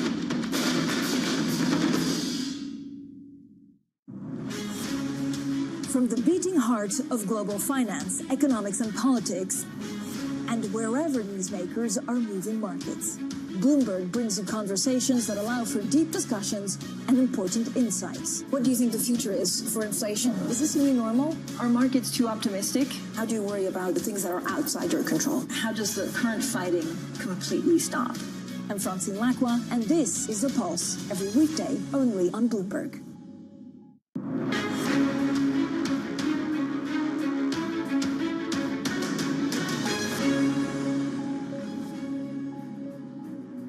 Now, as traders assess the impact of the trade war between the U.S. and China, let's discuss how investors should be navigating the tariff threats. With us now in the studio, Anastasia Amoroso, Chief Investment Strategist at iCapital. Anastasia, thank you so much for joining us. I mean, a lot of CEOs, a lot of investors think, I'm not sure whether this is policy. There's so much coming in at the same time. Like, what's your base case assumption of the Trump policy? Yes, well, I think some of the tariff announcements are used as negotiating tools, as we've seen with Mexico, as we've seen with Canada, and some of the tariff announcements, I think, are actually announcements, and they're a means to raise revenue for the United States.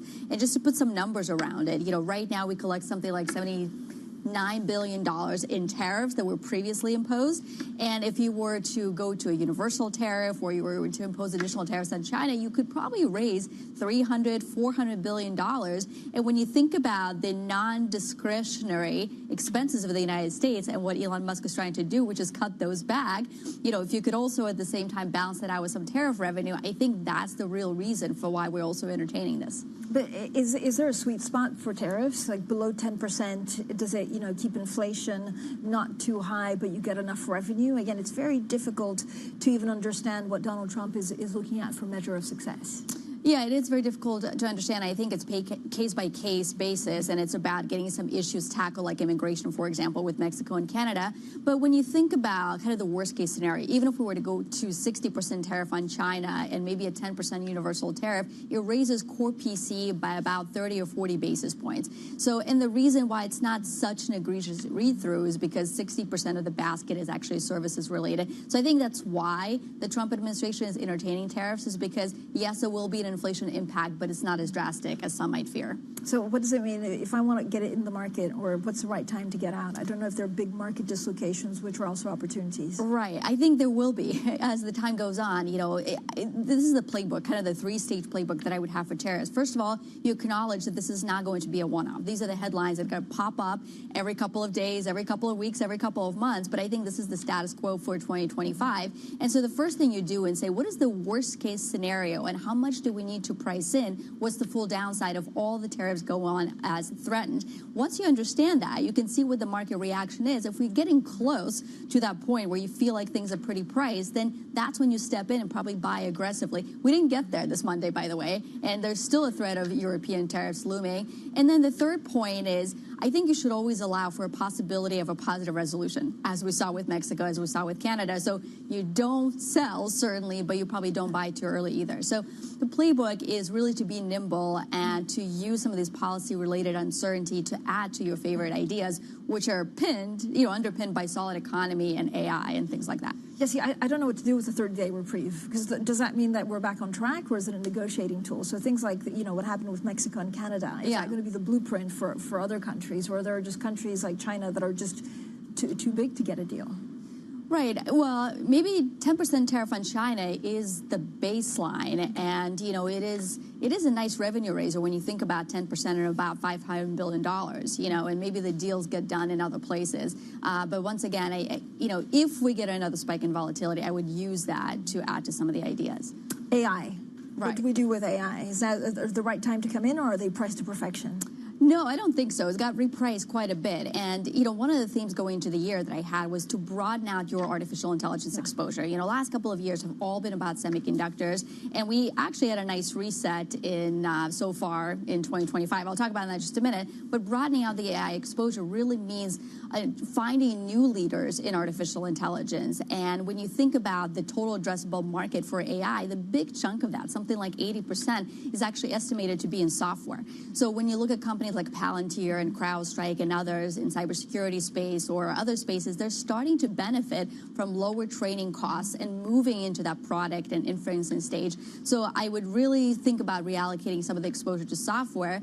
But I will say semiconductors, now that they've sort of either consolidated or traded down, are certainly worth a look again, because Francine, we heard Alphabet report overnight, we've heard from Meta, we've heard from Microsoft as well, and none of them are budging on their CapEx numbers. And in fact, more of them are likely to be shifting towards GPU unit spending, custom silicon as well. So all of that actually does bode well and kind of re-underwrites positively the thesis for semiconductors. So I think you do buy those things that'll pull back as well. Anastasia, I mean, for financials, is it, are they partying like it's 1999 because of the coming deregulation? They have been. And so the question for financials is all of this priced in? And, there's so much money chasing it, and so many investors are excited about it. I think the capital market activity rebound is actually priced in, and the consensus is expecting about 20 to 22% increase across equity and debt capital markets, M&A and IPOs.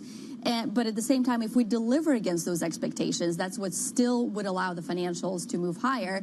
But Francine, the part that's not actually priced in is the net interest income and the potential for that to grow in 2025. And when you think about it, rates are lower. Maybe they're not going to go lower still, but we're still 100 basis points off the highs. So that means the lending demand should actually be, kind of incentivized and boosted here. So if we have a stable economy, lending growth can pick up. And I think that's where consensus may be surprised in terms of lending coming back and net interest margins. Anastasia, thank you so much for joining us. Anastasia Amoroso, their Chief Investment Strategist at iCapital. Now, coming up, we'll continue our focus on financials.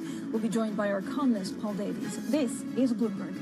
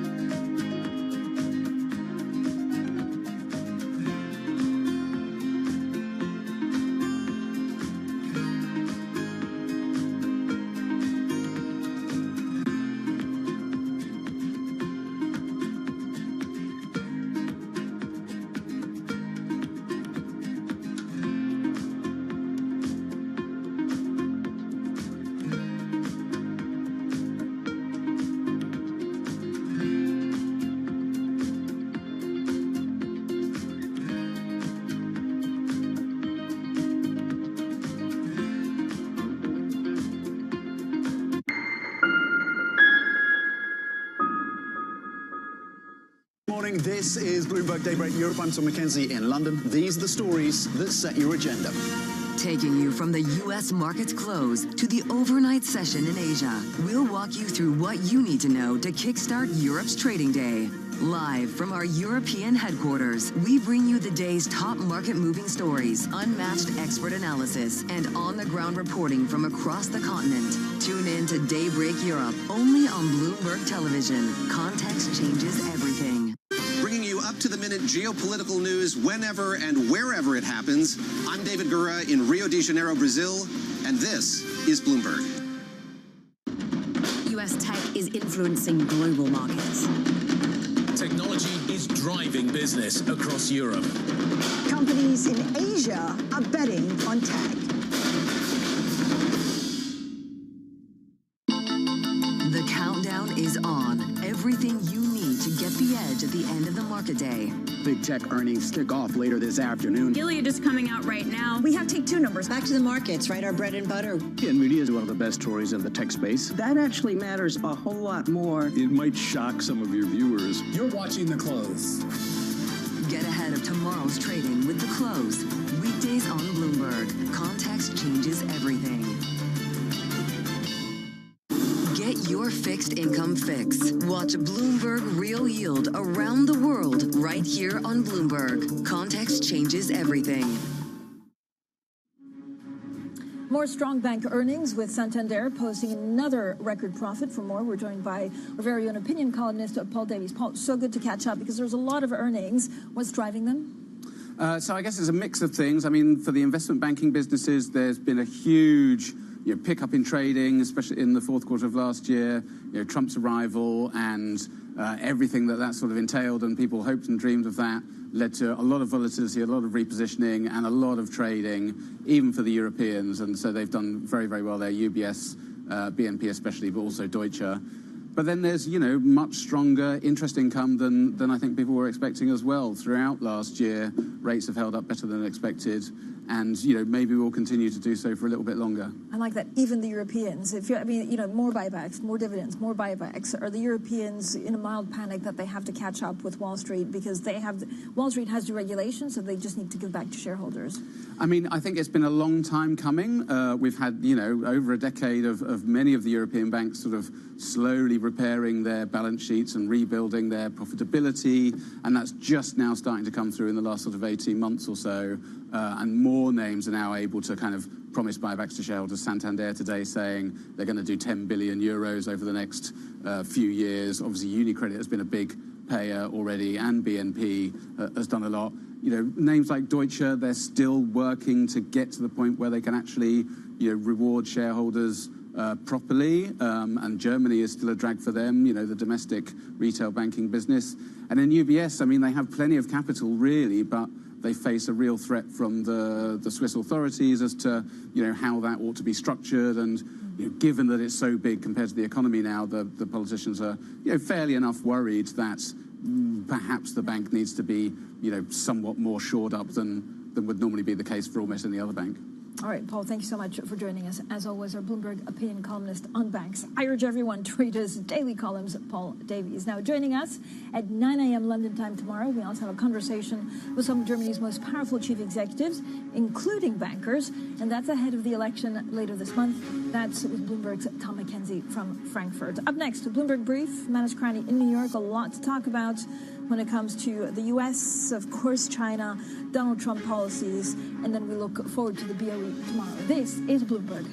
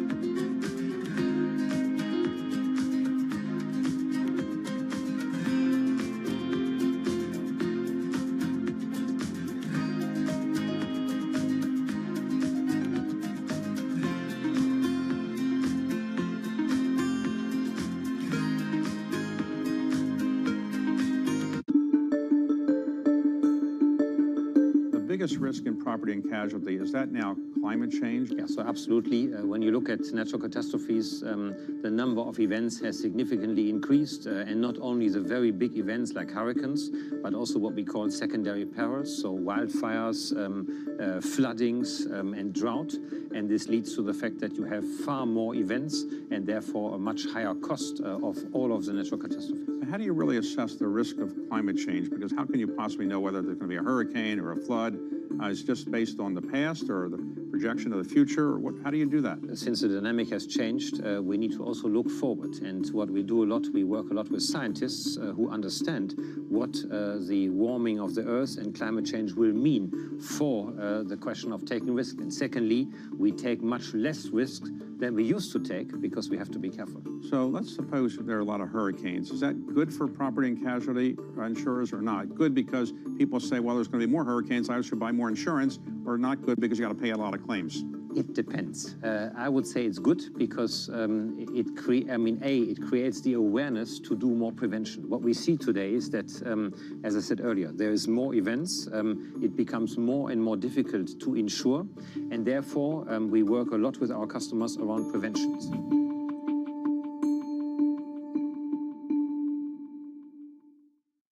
Welcome to the world of decentralized finance. Massive outperformance from Bitcoin. Bloomberg is covering all things crypto, the people, the tectonic shift emanating from Washington. All we're looking for is clear rules and an ability to build in the United States. Crypto shouldn't be partisan. The transactions. Really a record-breaking moment. Crypto VC is back. And the technology. It's really the beginning of a global on-chain economy. And if America doesn't embrace it, we're going to be left behind. Bloomberg Crypto, only on Bloomberg.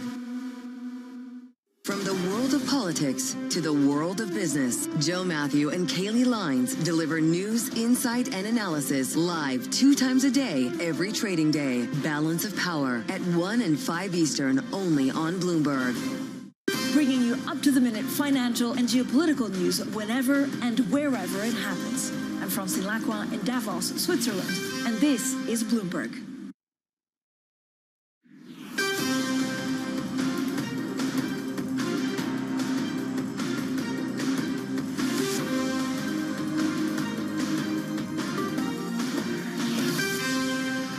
Good morning from our global headquarters in New York. I'm Manny Screnny. You're welcome to Bloomberg Brief. Let's set that agenda. Trade war fallout. Beijing weighs formalizing a probe into Apple. The U.S. Postal Service halts inbound parcels from China. President Trump proposes a U.S. takeover of Gaza, sparking a rebuke from Palestinians and Arab officials. And a bad day for tech. Alphabet and AMD tumbled on disappointing earnings. Qualcomm is up next. Good morning. We shift from a managed de-escalation on tariffs and trade yesterday to the reality of tech in search and chips, and also the obfuscation by the United States Postal Service in terms of packages from China. This is about a risk to the tech composite. That's really what the market is worried about. Alphabet took $200 billion off its market cap last night. We'll talk more about that in detail. Bucking that trend is Meta, up 12 sessions in a row. Roll it over, have a look at the bond market. The risk is this, that you have a macro slowdown as a result of tariffs, job openings at a 3-month low, and an abundance of caution from the Fed. Yields down 3 basis points this morning as we see this equity market, really the shine come off it from tech, so money flows to bonds. Goolsbee, Bowman, and Jefferson up today. Will they add to the abundance of caution that has been proposed by Mary Daly and Austin Goolsbee yesterday? So those bond markets are picking up the slack. They are the defense to the equity storm this morning. There are individual names that are on the move. AMD is top of that list, dropping as the chipmaker reported data center revenue that was weaker than expected, despite growing by double digits. It was all about the guidance, down 8.5%. JD.com also falling as the U.S. Postal Service temporarily suspending inbound international packages from China and Hong Kong. And Apple down. Bloomberg reporting that China's antitrust watchdog is laying the groundwork to formalize a probe into Apple's practices. This is around the fees at the App Store. In just a few moments, Monica Defend from Amundi Investments Institute joins me to discuss first reaction to those breaking headlines this morning from China. And Marvin Lowe from State Street. What are you worried about in the bond markets? Well, the trade war has begun to take effect. The United States Postal Service temporarily halting those inbound packages from China and Hong Kong. Shares for Chinese retailers, as we said, Alibaba, JD.com, on the back foot this morning pre-market. Meanwhile, you've got China's antitrust watchdog formalizing the groundwork for a potential probe into Apple's policies on their fees that they charge the app developers. It's been running for a while. Apple is down pre-market. China's Ministry of Foreign Affairs called for diplomacy. What we need now is not unilateral additional tariffs, but dialogue and consultation based on equality and mutual respect.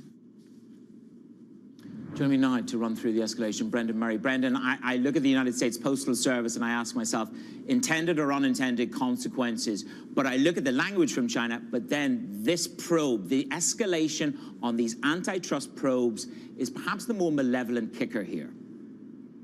Yeah, exactly. So these are basically just the latest jabs that we're seeing the U.S. and China throw at each other in a brewing trade war. The U.S. Postal Service move on the U.S.'s part is really aimed at closing a loophole, a big loophole. There are something like 1 million or 2 million small packages arriving into the U.S. through e-commerce channels. A big one of those is from China, and so the thinking from the Trump administration is that there could be fentanyl being smuggled into these smaller packages, and just basically tariff avoidance in general. So they're closing down those channels. The Apple move on China's part is definitely an interesting move in that China is saying to the U.S., how are we going to hit back at you? We're going to hit you where it hurts, and that's your big tech companies that lead the world in a lot of different ways. So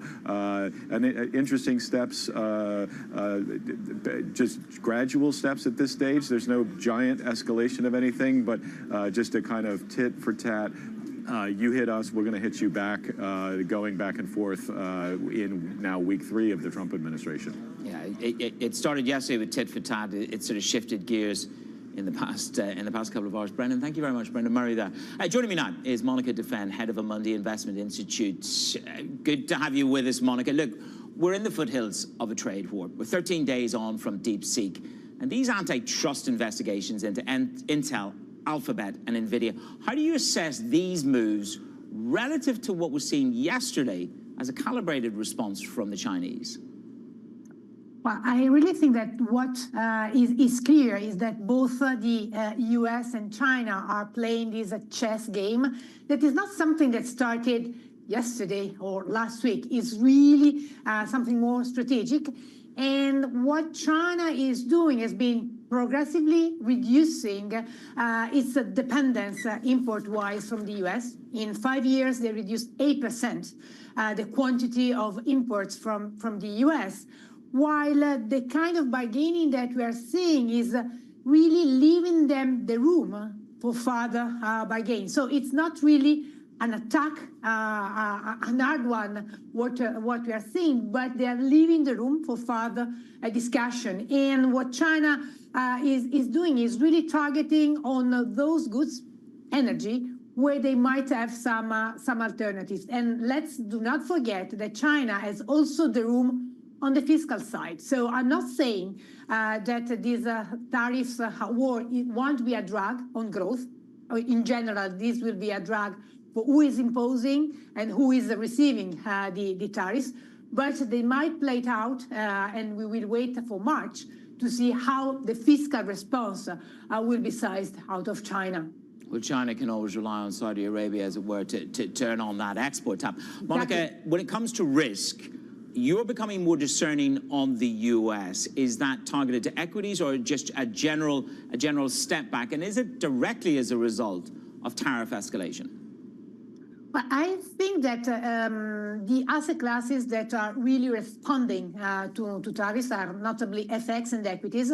On the fixed income market is still under the umbrella of the Fed, of the central banks, still in a restrictive territory, but on the way to lower rates, although this will come later in the year. While when it goes to the U.S. equity market, still it's overvalued, concentrated. So it is really a matter of being selective, quality, high dividend stocks where you might, but stay out of technology, for example.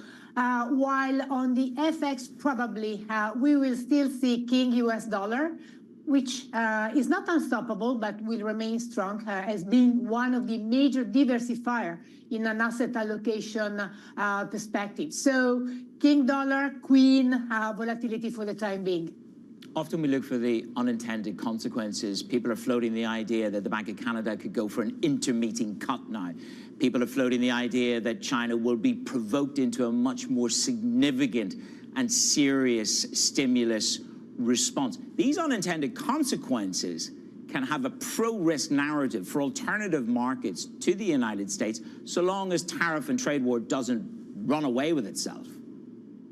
Well, it really depends how these tariffs will be displayed in terms of target countries or sectors, in terms of sequencing, when, smooth, all at once, and in terms of size.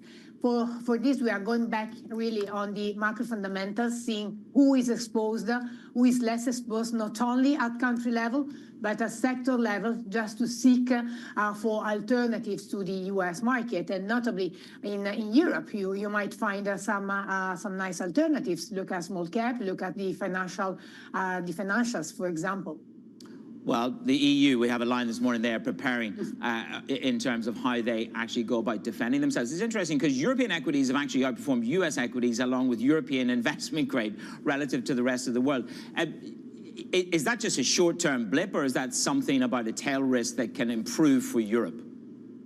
Well, you know, Europe is starting from a much lower level and undervalued equity market.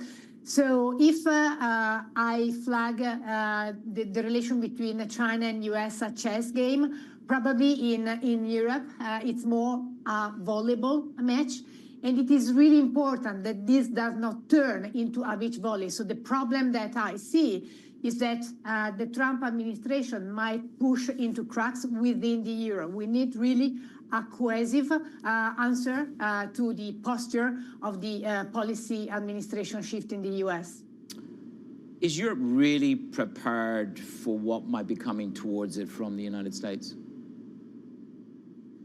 Well, you know, we are very good when a crisis comes into reaction. So if you want to see the glass half full, this might push further into some of the structural reforms of the spending that are desperately needed. We are just discussing the investment in defense, which is not a trivial discussion, but probably I would see this as an accelerator towards better moments for Europe. Well, the line from Europe this morning is preparing for a proportionate response. It just depends what President Trump levies on Europe in the first instance. Monica, thank you very much. Recalibrating risk. Monica Defender at Amundi Investment Institute. Other stories trending on your Bloomberg terminal. This is what I've got for you this morning. The Nikkei reports that Nissan is pulling out of its deal with Honda after the two companies failed to reach a consensus. That's after 7 weeks of talks. And friction emerged over Honda's proposal for a complete acquisition. Nissan's future is unclear as it faces an outdated product lineup and a shaky leadership. Novo Nordisk expects sales to surge again this year as the drug maker builds supply for the blockbuster diabetes medicine Ozempic and obesity treatment Wegovy. Now, shares climbed after it reported the forecast and better than expected results. The company signaled it will continue to struggle to meet demand this year. Santander said it intends to buy back $10.4 billion of shares over the coming years as it posted another record profit. It partly reflects an ongoing effort to move low-yielding assets off its balance sheet and deploy the capital for new business instead. Shares hit the highest level since 2018 on the announcement. It is all about tech stumbling, Alphabet to be specific. A disappointing outlook for the cloud. What does it mean for the business? We'll tell you that in just a moment on Bloomberg.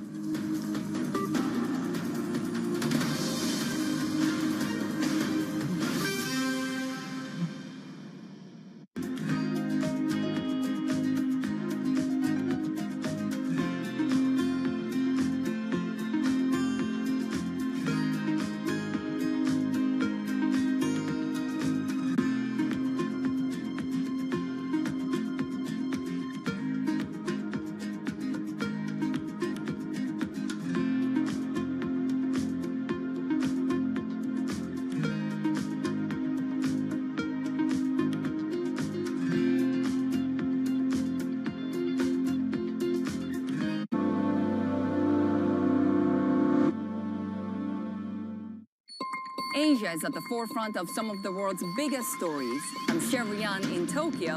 And I'm Heidi Stroud-Watts here in Sydney, where the trading day begins. We're here in the centre of all the action to get you set up with the numbers, news and knowledge you need for the day ahead. The demand is indeed recovering. We've been waiting for this moment. The opportunity of a century. Join us on Bloomberg The Asia Trade. Weekdays only on Bloomberg TV. Context changes everything. Good morning. This is Bloomberg Surveillance. Welcome back to the opening trade. This is Bloomberg Technology. This is The Asia Trade. This is Wall Street Week. Welcome to Balance of Power. This is Bloomberg Television. Bringing you up-to-the-minute geopolitical news whenever and wherever it happens. I'm David Gura in Rio de Janeiro, Brazil, and this is Bloomberg.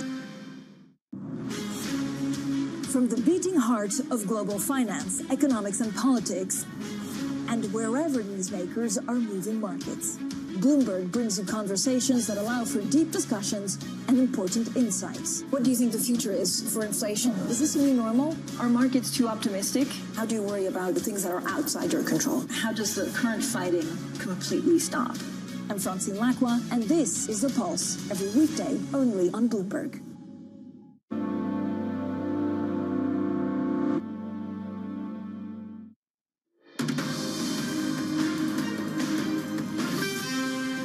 Bloomberg Brief, I'm Maniscreni here in New York. Well, the tech earnings are rolling in and they are dragging the markets lower today. Alphabet sliding pre-market after reporting revenue miss in the fourth quarter.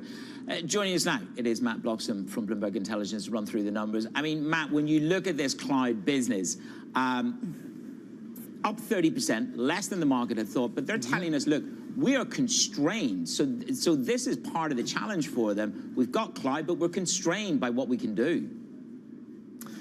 Yeah, it is, and the Google Cloud business, about $12 billion of their revenue. The miss was incredibly small, about 1.5% on that business, and it was pretty much offset by better than expected advertising sales. But as you say, there is a lot of demand out there for AI products from corporates, and there is this near-term capacity issue. They can't bring enough technology on stream quick enough, and we saw similar comments from Microsoft too. But I think combined with that kind of slightly slower growth, constrained opportunity, and this big $75 billion of capex they're planning, which was a surprise. People were looking for about $60 billion of capex from them this year, so that was a big surprise too. So they've still got these big questions about how quickly can they monetize these huge investments, if at all, or is it just really a defensive measure they have to do that won't really kind of expand the overall size of the business mid to long term? But then this comes down to that $75 billion, Matt. This sort of chimes very much with, Microsoft last week, along with the narrative from Meta. It's about spending. They all have an absolute belief in continuing with this capex, despite the DeepSeek. What was it Sundar Pichai said? It's a tremendous team, and you can drive a lot of efficiency. So there's still a rooted belief in size and scale deployment of capex. Yeah, there is, and I think one thing that's important to remember is that data center spend is quite modular. So a lot of that money will be going into the kind of long-term data center infrastructure, but then all of the kit that goes inside it, they can flex that quite easily. So we'll see how the year develops in terms of the efficiency of models, whether you need to spend so much on NVIDIA Blackwell chips, or if you can kind of adjust your capex spending there. And so if they can spend less, I think they'll be able to flex those numbers, certainly maybe into the second half of this year and into next. So it's not all out of their control in terms of what they need to do to kind of keep up in this AI race. Then this brings us to AMD. AMD down, their cloud business did well, but again, just not as good as the market had anticipated, because they're talking about the back end as being the ramp. But this goes to a much bigger question, Matt, doesn't it? Which is, as we move from chips to software in 2025 and beyond, and that's the risk really for the chip sector. Yeah, it is, and I guess AMD's got this extra challenge that it's really not up to par versus NVIDIA, and that's what people are hoping. That the scale difference between NVIDIA and AMD on the AI chips is enormous. The NVIDIA business is about a $100 billion business, whereas for AMD it's currently $5 billion. So, although they're kind of doing relatively well in data centers, they need to be delivering much stronger growth than they're delivering. I think they said they're going to grow 69–70%. Market needs to see them grow much stronger than that to be convinced that they're actually closing the capability gap on NVIDIA, and that companies are choosing AMD over NVIDIA, and I just don't think we're there yet. Yeah, well, it's a pretty high bar, isn't it, in terms of delivery on these earnings calls. Matt, thank you very much. Bloomberg Intelligence, Matt Bloxham on the tech trail. Coming up, President Trump's proposal on the Gaza Strip. The U.S. should take control. More on the story and context next on Bloomberg.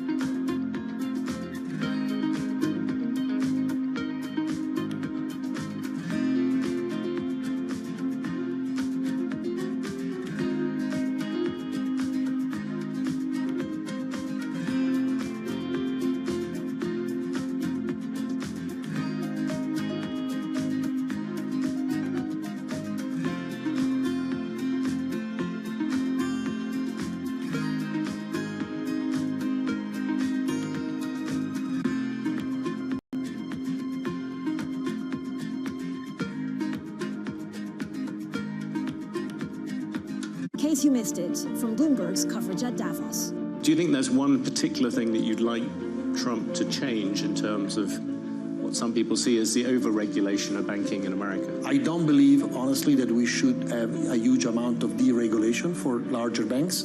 I think that's, you look back at COVID and any crisis, big banks now are strong, are able to step in and being part of resolving issues rather than being the one that creates issues. So I wouldn't really welcome a huge wave of the regulations. What I can say is that, of course, what happened in the US doesn't mean automatically that you will see in Europe or in Switzerland or in Asia deregulation. So the fact is that US banks may become even more competitive internationally through a more benign environment. Nobody covers Davos like Bloomberg. Bloomberg brings you breaking news 24 hours a day, powered by 2,900 journalists and analysts in more than 150 offices across the globe. Bloomberg Television. Context changes everything. Listen carefully. Can you hear the rhythm in the markets? Not just in the syncopations triggered by inflation, but in the preludes leading to global elections, in the dissonance that moves the Nikkei, and the rising course conducted by AI.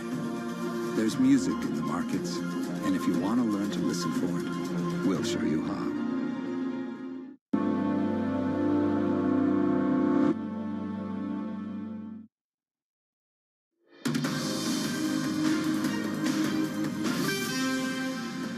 The U.S. will take over the Gaza Strip, and we will do a job with it, too. We'll own it and be responsible for dismantling all of the dangerous unexploded bombs and other weapons on the site.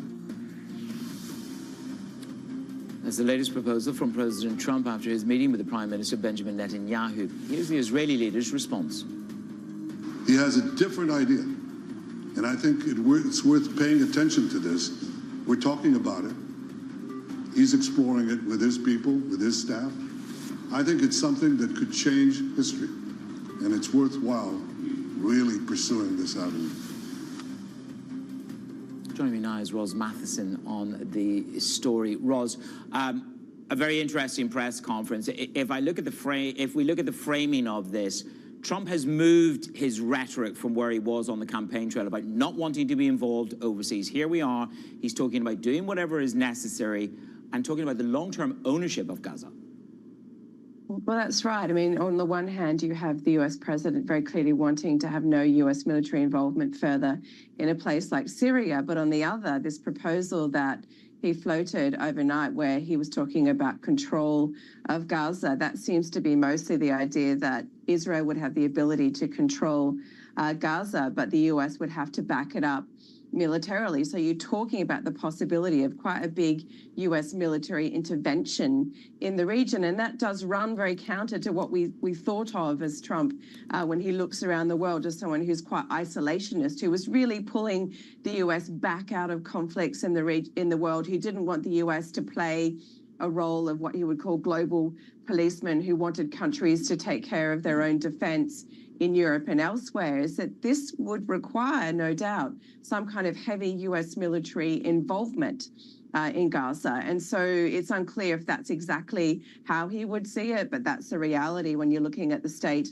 of Gaza now and the fragility and the complexities of the region. So that's quite a strong shift. And obviously we're many steps from that happening, but it is causing, you know, as you can see, quite a reaction in the region today, just the fact that this is now even in the ether. Well, let's just talk about that reaction, because we have from the Ministry of Foreign Affairs from Saudi Arabia. And again, the real jewel for the Trump administration was the Abraham Accords during Trump 1. And their objective is that rapprochement between Saudi and Israel. And this is what the Saudis have had to say overnight in terms of their response. It is about a two-state solution. The Foreign Ministry affirms Saudi Arabia's position on the establishment of a Palestinian state is firm and unwavering. His Royal Highness Prince Mohammed bin Salman bin Abdulaziz Al Saud, the Crown Prince, and the Prime Minister clearly and unequivocally reaffirmed this stance. This is placing a very clear wedge on what was supposed to be sort of the pinnacle relationship for Trump in the starting days of this administration.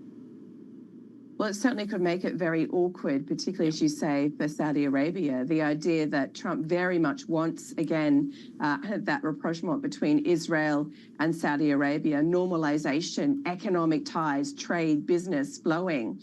And Saudi Arabia has been interested in that, but this makes it very difficult politically and in the region for Crown Prince Salman to do that, because he's been very clear too that his foundational point is that two-state idea, the idea of a Palestinian state. And if you have a situation where Gaza is essentially being controlled by Israeli troops, the idea of making people leave Gaza and live in other countries in the region, that's going to make it very complicated for that to occur. And you can see not just the reaction from Saudi Arabia, but also Turkey, Egypt, and others today saying again, like fundamentally, our starting point is a two-state solution, and also not, you know, making people relocate out of Gaza, and certainly not taking them into Egypt and Jordan. So a lot of the chessboard could move here in ways that we may not yet understand. But obviously that foundational point of the Saudi-Israel relationship in this is going to be very interesting, because it does make it much, much more complicated for Saudi as a result. Okay, and of course we had Benjamin Netanyahu, just looking at the Washington Post, lavishing praise is the phrase that they use. You say other things that other people refuse to say. So it's interesting to see the gap between the two of them perhaps changing. Ros, thank you very much. Ros Matheson on the very latest from Washington.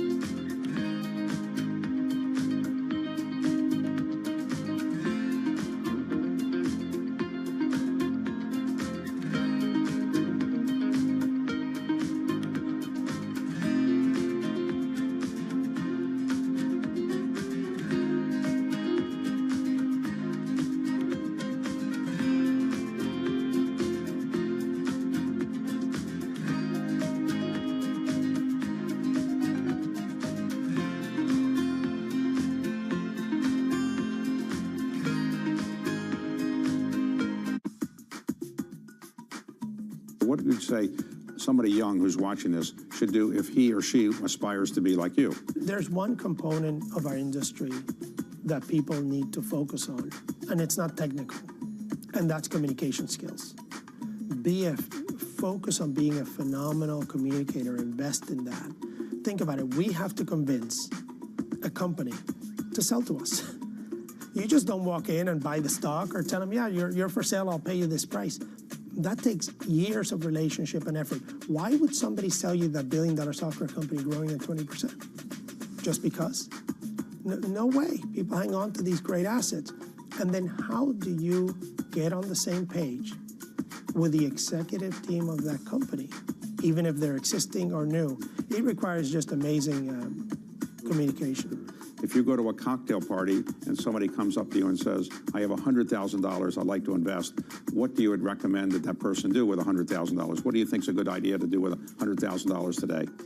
Sometimes they do, and I give them the most boring answer ever, S&P 500. Just buy an index. Buy the index. You don't have to worry about the quarterly earnings of a company. Did something change? Did somebody change management? You don't have to make this your full-time job. Just buy the index and you're going to be okay. Middle East and Africa. Vibrant resources and high-yield investment opportunities abound. Join me on Horizons Middle East and Africa for the stories, newsmakers, and insight from this exciting region. Now weekdays, only on Bloomberg. Get your fixed income fix. Watch Bloomberg Real Yield around the world right here on Bloomberg. Context changes everything.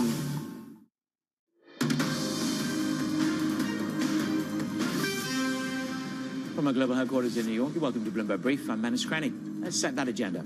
Trade war fallout. Beijing weighs formalizing a probe into Apple. The U.S. Postal Service halts inbound parcels from China. President Trump proposes a U.S. takeover of Gaza, sparking a rebuke from the Palestinians and Arab officials. And a bad day for tech. Alphabet and AMD tumble after disappointing earnings. Qualcomm is up next, and it is that shift in the narrative. Tech has bounced from its lows. We're now down 1%, but it is very much about the risks around Alphabet, the risks around AMD. Alphabet wiping $200 billion off their market cap last night. And then you wake into this recalibration on the tariff escalation, the trade war risk as the Chinese now go for a formalization of the probe. Roll it over to the bond market, because the debate is this: are we in for stagflation? That is the only question you really need to ask yourself. But as equities take a real beating this morning, money goes into bonds, 447, comfortably below that 450 level, which is incredibly important in the psychology of the bond market. There's a caution of abundance from Mary Daly and Austin Goolsbee yesterday. Today you get Goolsbee, Bowman, and Jefferson. And Morgan Stanley have moved to one cut and done, and they've shredded their March cut. To be fair, they were an outlier on that. Right now, bonds are bid, yields are dropping. State Street's Marvin Lowe weighs in on the impact of President Trump's tariffs, writing this: one thing is clear, the tariff genie is out of the bottle, and it likes its freedom. So the market premium associated with tariffs will need to remain in the market. Marvin, I'm pleased to say, joins me around the desk this morning. So the genie has been released. There's no doubt about it. Day 13. Yes. I think we all feel as if a truck has run over the top of us. But where is risk most underpriced? You know what? I still think that the market is holding on to an off-ramp when it comes to these tariffs. And ultimately, valuations around the equity space are still quite rich. So, you know, I think that there is a case that we do get tariffs as a means to an end. But really, we're not pricing in the possibility that universal tariffs are much wider than what we saw back in 2018. Adam Posen was with us yesterday, and he said the risk is that they legislate the tariffs and they become permanent and enduring because they pay for the tax deal that he wants. That's the risk, and then that has a knock-on for growth. For sure, absolutely, yeah. I believe that the market is ignoring the growth aspect of tariffs. And, you know, the Fed did a study on this back in 2018 where they kind of looked at what the impact would be from universal tariffs, and they came to the conclusion, sure, inflation could be transitory, but there is a potential knock-on growth that not only slows it, but potentially drives some recessionary impulses through the economy. So then let's go to the elephant in the room. I can't work it out. Flatteners on Monday, steepeners on Tuesday. I don't think this bond market really understands. For you, are you a stagflationist? In other words, you see this curve steepening as a result of inflation and lower growth, or do you take the alternative road? So I am in the bear steepening camp. I do think stagflation is a concern, which ultimately keeps the Fed out of the picture because it's really addressing kind of inflation expectations. In theory, that's a curve flattener kind of environment. But I do think that we're adding so much concern into the market that the long end becomes somewhat unattractive. So that bear steepening is still a trade that keeps me hesitant to really embrace duration. Where does that extension at the long end take me to? Because the consequence of that is an exuberant correction in equity. Yeah, for sure. So for a while, I've been saying 5.25 is what you should be thinking about from a 10-year perspective. It's not going to be a straight path. There's a lot of reasons to drive kind of this recessionary concern, which created the flattener earlier in the week. Yeah. There was a view that, you know what, maybe we weren't pricing recession enough. That certainly is a catalyst for a flattener. But ultimately, the economy looks fine to me. I mean, this is a healthy economy with a strong, spending. Savings are rolling over a little bit. The jolts come in yesterday, though. Yeah. Is there anything in the data that suggests that we are going toward a deceleration a little bit more than you thought? No, not really. Not really. There's a lot of data points. There are positives and negatives. I think one of the risks is that from a survey perspective, now that the elections are done, generally speaking, small business gets more enthusiastic when we have a GOP type of environment in Washington. Some of that survey data is coming in strong. Can it last? Will it actually extend into the second half of the year, or is it a false positive type of view? Okay, so we squared away the equity side, the stagflation side, steepeners, perhaps pare back your risk. What about an inter-meeting Bank of Canada cut? The unintended consequences of this trade war will provoke more activist central banks. So that really speaks to the disparity that we're starting to see across economies. So that's why FX ultimately is, in a way, the purest way of playing some of this trade concern that you have.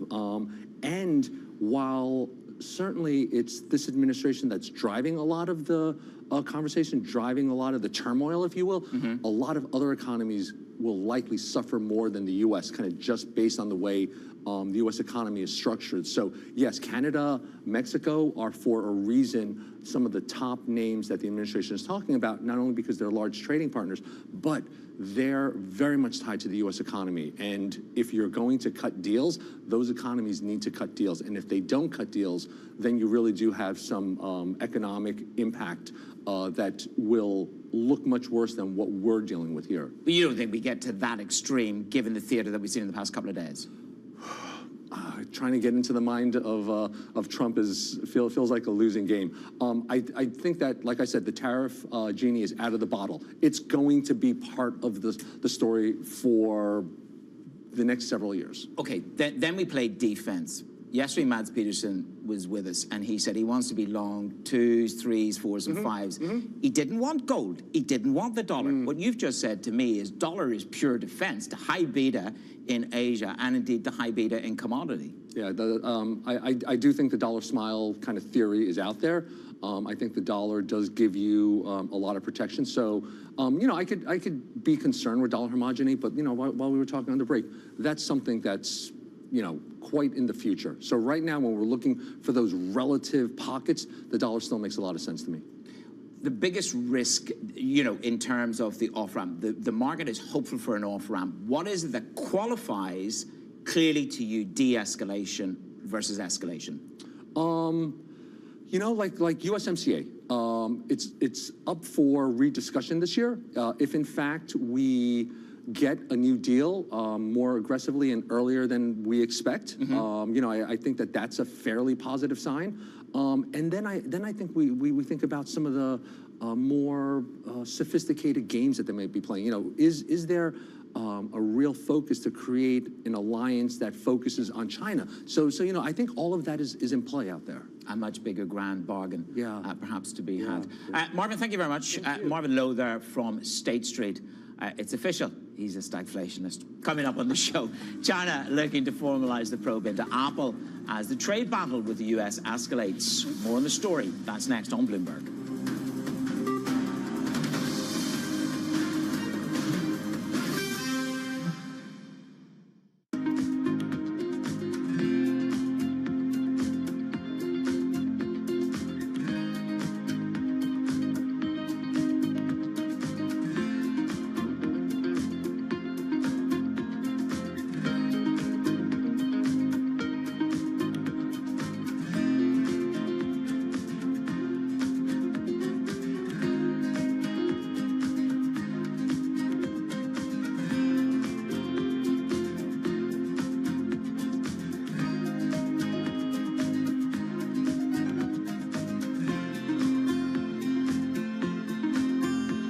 Welcome to the world of decentralized finance. Massive outperformance from Bitcoin. Bloomberg is covering all things crypto, the people. The tectonic shift emanating from Washington. All we're looking for is clear rules and an ability to build in the United States. Crypto shouldn't be partisan. The transactions. Really a record-breaking moment. Crypto VC is back. And the technology. It's really the beginning of a global on-chain economy. And if America doesn't embrace it, we're going to be left behind. Bloomberg Crypto, only on Bloomberg.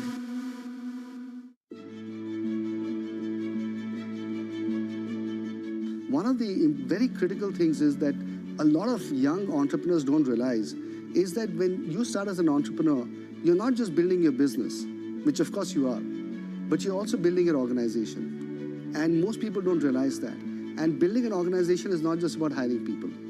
It's about the culture, it's about the systems, the values, the mission. You know, it's about how you operate, how you do things, how you retain people, how you keep them motivated. So it's all of those things put together. And over time, you realize that, you know, a lot of effort has to go into it. And then eventually you have an organization that has a life of its own. It's, you know, and it's sometimes you look at it and you marvel and you think about, you know, how was this created? And was I the person that was behind getting this thing done?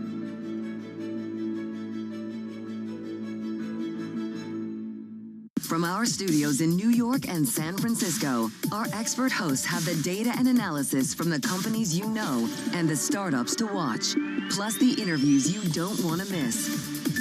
Watch Caroline Hyde and Ed Ludlow on Bloomberg Technology, the only daily business show dedicated to tech, right in the middle of the trading action. Live every weekday, only on Bloomberg Television. Context changes everything. You're looking at a live shot of the principal room. Coming up later today, an exclusive interview with the Richmond Fed President Tom Barkin, 7:30 a.m. Eastern, 12:30 in London on Bloomberg.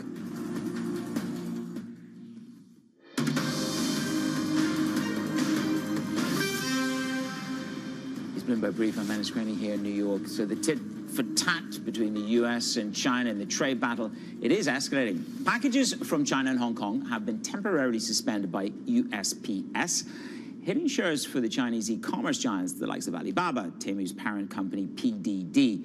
And a potential retaliation, China's antitrust watchdog is weighing a probe on how Apple runs its App Store and the fees that it charges to developers, hurting Apple stock this morning. Mike Shepard is tracking the stories for us from Washington. Mike, this is a formalization of a probe. This is an irksome thing that's been ongoing in China. It's more a question of how China is calibrating these antitrust probes, and perhaps that's the more malevolent part of the escalation of trade war at this juncture. Yeah, you know, you're right. This does predate Trump's tariffs campaign against China, which was unveiled formally on Monday and took effect Tuesday, first thing Tuesday morning here in Washington. But it is turning into this bargaining chip or this other element of complication and uncertainty for the U.S. and U.S. tech companies, especially Apple, as this really kicks off. We still haven't seen that conversation between President Donald Trump and his counterpart in China, Xi Jinping, to talk more about trade the way we have with his Mexican counterparts, Claudia Sheinbaum Justin Trudeau. So we don't know what kind of runway this will actually have. The complaints against Apple really center on its App Store practices and policy, and they echo concerns that were reflected in the European Union. And Apple has since made some changes to the practices of the App Store in that market, and this is to reflect the EU's Digital Markets Act. In China, some of the same complaints: you're charging developers too much, you're not allowing third-party payments. Complaints have been raised by the likes of Tencent and ByteDance, but into this, you're also throwing in the trade war as a mix. And for Apple, this is significant. China is their second largest market outside the US, and it's also a significant production hub. And in the last quarter, we did see sales in China fall by 11%, and they're facing some stiff local competition these days. So this is yet another issue now in their right in their faces. It's interesting. We woke in this morning and you have this red headline on the United States Postal Service, you know, stopping anything that's under $800 coming into the country. I mean, you've got to ask whether this is the intended consequence, i.e. disruption, or an unintended consequence by one company. Well, this is actually an intended consequence, because we are thinking of Amazon. We think of who would benefit potentially from seeing Shein and Temu, two discount retailers based in China, whose online sales and appeal have really grown in the U.S. in the past couple of years. The two companies have been responsible for a significant jump in what is known as de minimis package shipments into the U.S. And de minimis refers to anything under $800. A package containing goods less than $800 is not subject to customs and border protection scrutiny and tariffs. It just sort of slips under the wire. In theory, that would be okay. You're thinking of like a mom and pop store, or maybe a family sending goods to a loved one here in the U.S., but it is actually retailers sending lots and lots of small packages. And retailers here have complained that, hey, wait a minute, this isn't fair. This de minimis exemption is hurting us. And so it's been something discussed here in Washington, but it is taking on a new flavor here now with the 10% tariffs that Donald Trump has imposed additionally on Chinese goods. And now, keep in mind, this is only the U.S. Postal Service. There are a lot of other shippers from China to the U.S., FedEx, there are a bunch of others. So we will have to see how this plays out along the shipping chain as well. But it is an important signal to those companies that, hey, wait a minute, you are also in the crosshairs too. Okay. Mike, thank you very much. That's Mike Shepard on the very latest there from the potential escalation in the tit-for-tat trade war. Well, the latest tech earnings, they're in, and U.S. stock futures, as you can see, under pressure this morning. Two big names on the move, Alphabet and AMD, both reporting results that fell short of the street's expectations. Let's break down the numbers and the sentiment, probably more importantly. Matt Bloxham is from Bloomberg Intelligence. Matt, when I look at a $200 billion wipeout for Alphabet, just how bad or how many questions does the miss on the cloud raise for me? Do you buy into the capacity constraint? And if they have a capacity constraint, who's winning? Who's taking that capacity? Yeah, I mean, in context, they missed by about $200 million, so it's tiny, 1% to 2%. And so I think it does really kind of play into more of these kind of concerns on multiple levels about whether Google can really develop a big business in cloud, whether it's kind of gaining share from bigger rivals like Amazon and Microsoft. And I say capacity constraints, not just a Google issue, but we've seen those across the industry too. But they're spending a huge amount of money this year on CapEx, $75 billion, mainly on data centers. And as you said, who are the big winners from that? It's quite a big range of people. I think clearly NVIDIA is one of the big winners. But then you get a whole bunch of industrials companies and infrastructure suppliers that actually have to kind of build the physical plant. So quite a wide range of winners on the back of that $75 billion spend. I mean, this plays then into what Sundar Pichai was talking about. He talks about DeepSeek as being an amazing opportunity, tremendous opportunity, is the verbatim. So they're all kind of sticking to their guns in terms of this mammoth capex that they're prepared to lay out and stand by. Yeah, they are, but I think that can evolve. We've seen the capex numbers go very quickly to the upside. 50% increase for both Google and Meta in the last couple of weeks announced. They can quickly come down again too. I think we talked about this earlier. Capex is quite modular. You have to build the infrastructure, but all the chips and servers and everything that goes inside. If the demand doesn't come through, then you can put a brake on it. So I think that they're clearly investing for a very optimistic view of where the AI market is going. If it's slower to materialize, I think you could see them kind of pull back on some of that spend. Well, look, we've had AMD under serious pressure. We've got Qualcomm coming up next, and there is this narrative that we shift from, chips, max chips, to sort of that evolution into software. This is the year for that. How should I prepare for Qualcomm, given the AMD background? Yeah, I mean, I think for Qualcomm, the focus is going to be on the smartphone market, which has been a little bit mixed recently, and obviously Apple with some weakness, particularly in China, but also their extension into new product markets, like particularly the automotive market, and obviously with the whole Trump tariff situation going on, and the autos getting hit quite hard by that, and the pullback on demand for EVs. But it'll be interesting to see how buoyant Qualcomm are about the growth opportunity in that particular vertical. Of course, they are inextricably linked to Apple and the iPhone. Matt, thank you very much. Matt Bloxham there of Bloomberg Intelligence on the tech trek. Other earnings, Disney is set to report their fiscal first quarter numbers before the bell. Let's bring in Charlie Wells. Charlie, the street positioning for Disney, how do they prepare for today's report? Because this is going to be about theme parks, but at the same time, it's going to be about media. That's exactly right, Manus. I mean, Disney's share price from a year ago is up about 17%. So pretty positive expectations going in today. And a lot of those positive expectations are coming from the film and television streaming businesses. Those are expected to help lead sales and profit growth in the quarter. And when you think about what Disney's been doing over the past few months, they've really been hitting it out of the park on content. And that is so important for this business. When you think about films like Moana 2, that's actually grossed $1 billion since it was released in theaters in only November. I'm also thinking about films like Mufasa, which have really been adding to that content slate. So really helping Disney there, and they get the synergies from that, of course, right? Not only for these films, not only for streaming, but also to parks. There's some uncertainty around parks. They took a hit in the last quarter because of those hurricanes to the tune of about $130 million. And there are also some concerns about linear television, but really it's those streaming, it's those franchises, it's that entertainment that really should help buoy Disney this quarter.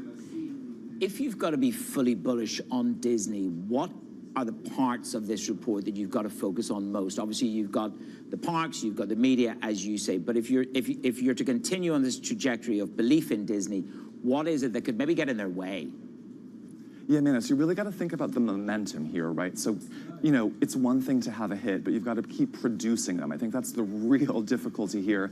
I think the other question here really is about parks. I think it's easy to forget how much revenue these parks bring in. And of course, the story since the pandemic, really the story over the past 4 or so years, has been one of growth at those parks. They were shut down for a long period of time. And so it's been not easy, but it's been a story of kind of growth from kind of a low base there. So really, I think to be a bull on this stock, you've got to think that this business can keep that momentum going. They can create that kind of positive synergy I was talking about. You get the hit film, that brings in the merchandise, that brings people to the parks, and it keeps on going. Okay, it keeps on running. Charlie, thank you very much. Counting down to the Disney numbers.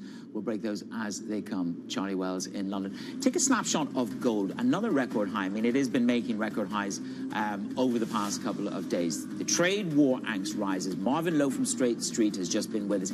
He is talking about stagflation as being his base case. Where do you go for havens? Is it bonds? Is it gold? Is it the dollar? Right now, another record high for gold.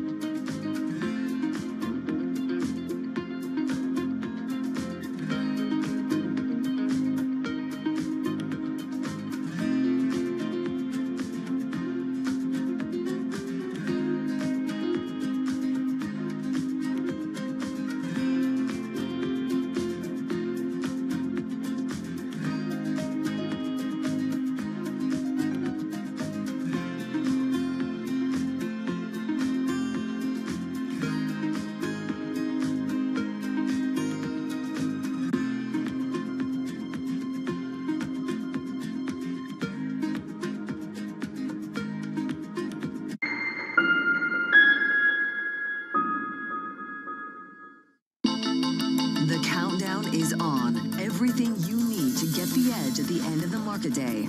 Big tech earnings kick off later this afternoon. Gilead is coming out right now. We have take two numbers. Back to the markets, right? Our bread and butter. NVIDIA is one of the best stories in the tech space. That actually matters a whole lot more. It might shock some of your viewers. You're watching The Close. Get ahead of tomorrow's trading with The Close. Weekdays on Bloomberg. Context changes everything. It's a multi-trillion-dollar industry. We'll show you what's happening in ETFs like no one else. ETF IQ, only on Bloomberg. Key investors, top executives, global innovators. Join me for in-depth conversations with the biggest newsmakers on the day's top stories. Insight with Haslinda Onim, only on Bloomberg. Asia is at the forefront of some of the world's biggest stories. I'm Sherrian in Tokyo. And I'm Heidi Stroud-Watts here in Sydney, where the trading day begins. We're here in the center of all the action to get you set up with the numbers, news, and knowledge you need for the day ahead. The demand is indeed recovering. We've been waiting for this moment. The opportunity of a century. Join us on Bloomberg The Asia Trade. Weekdays only on Bloomberg TV. Context changes everything. U.S. jobs numbers are released. Bloomberg has the report under surveillance with crucial data and expert analysis at terminal speed. Nobody covers Jobs Day like Bloomberg.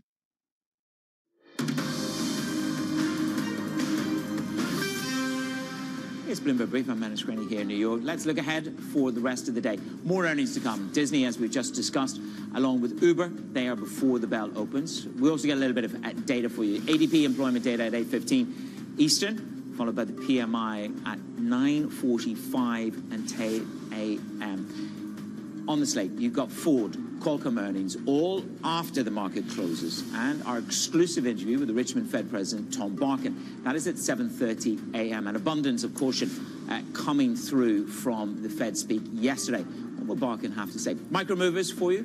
This is what we've got. Broadcom rallying after customers' Alphabet forecasts higher CapEx spending. Chipotle extending its post-earnings decline. Sales miss signals a little bit of a slowing growth. Get out there, get your dinner in. And Match sinks on growth concerns and a lower guidance, down 8.91%. Ground zero for risk this morning is about technology.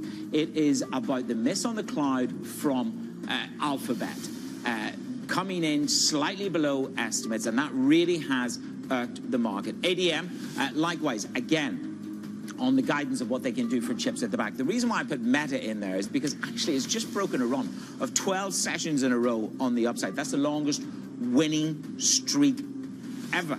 So you look at Meta relative to NVIDIA and you begin to understand some of the differentiation in the Mag 7. Let me just show you what's going on with stocks. It is about what's happening with technology. $200 billion being wiped off. Alphabet is knocking the NASDAQ, those cloud sales falling short. So what the market is grappling with here is the juxtaposition between what was yesterday a calibrated response on the trade wars to something which is perhaps a little bit different as these antitrust formally investigate by China into some of the big tech players. A quick snapshot of the bond market. This is where really, you've got to sort of say they're picking up the slack. Yields are down at 447. Marvin Lowe was with us just a short time ago from State Street. He's making it very clear. He believes that you will have bond steepeners and that longer end in duration could get to 5.25%, 5.5%. That is a heck of a call from Marvin Lowe. That's it from the Bloomberg Brief team. Surveillance is up ahead.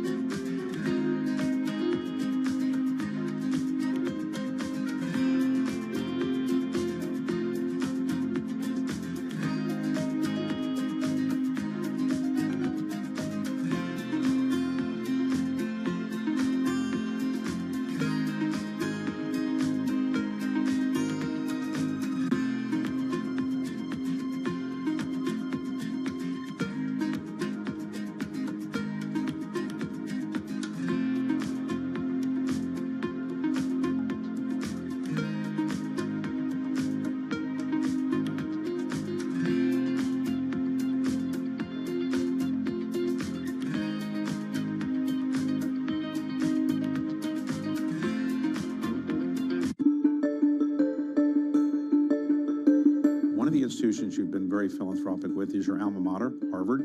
But recently, you've been very public about your criticism of the way Harvard handled the events of October 7th and their aftermath. Could you talk about that now? The first reaction of a group of 34 Harvard student clubs on the morning after October 7th was to put out a statement saying that Israel was 100% responsible for the acts of Hamas.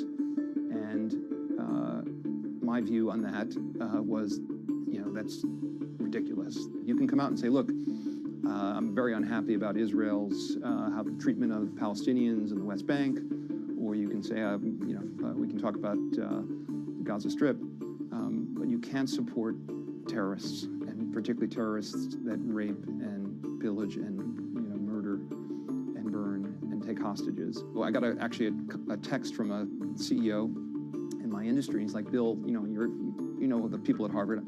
I'd like to know who the students are behind these clubs, so I make sure I don't inadvertently hire them. And so I tweeted out that sort of made that point, and caused a bit of a firestorm, and I got a lot of pushback. Why are you picking on students? And I said, look, you can't hide behind a corporate entity if you're going to support terrorism. Always on the heartbeat of the tech spread across global markets. The real-time data aspect is going to be important. We're going to bring you expert analysis on that. Sure. Don't miss Bloomberg's interview with the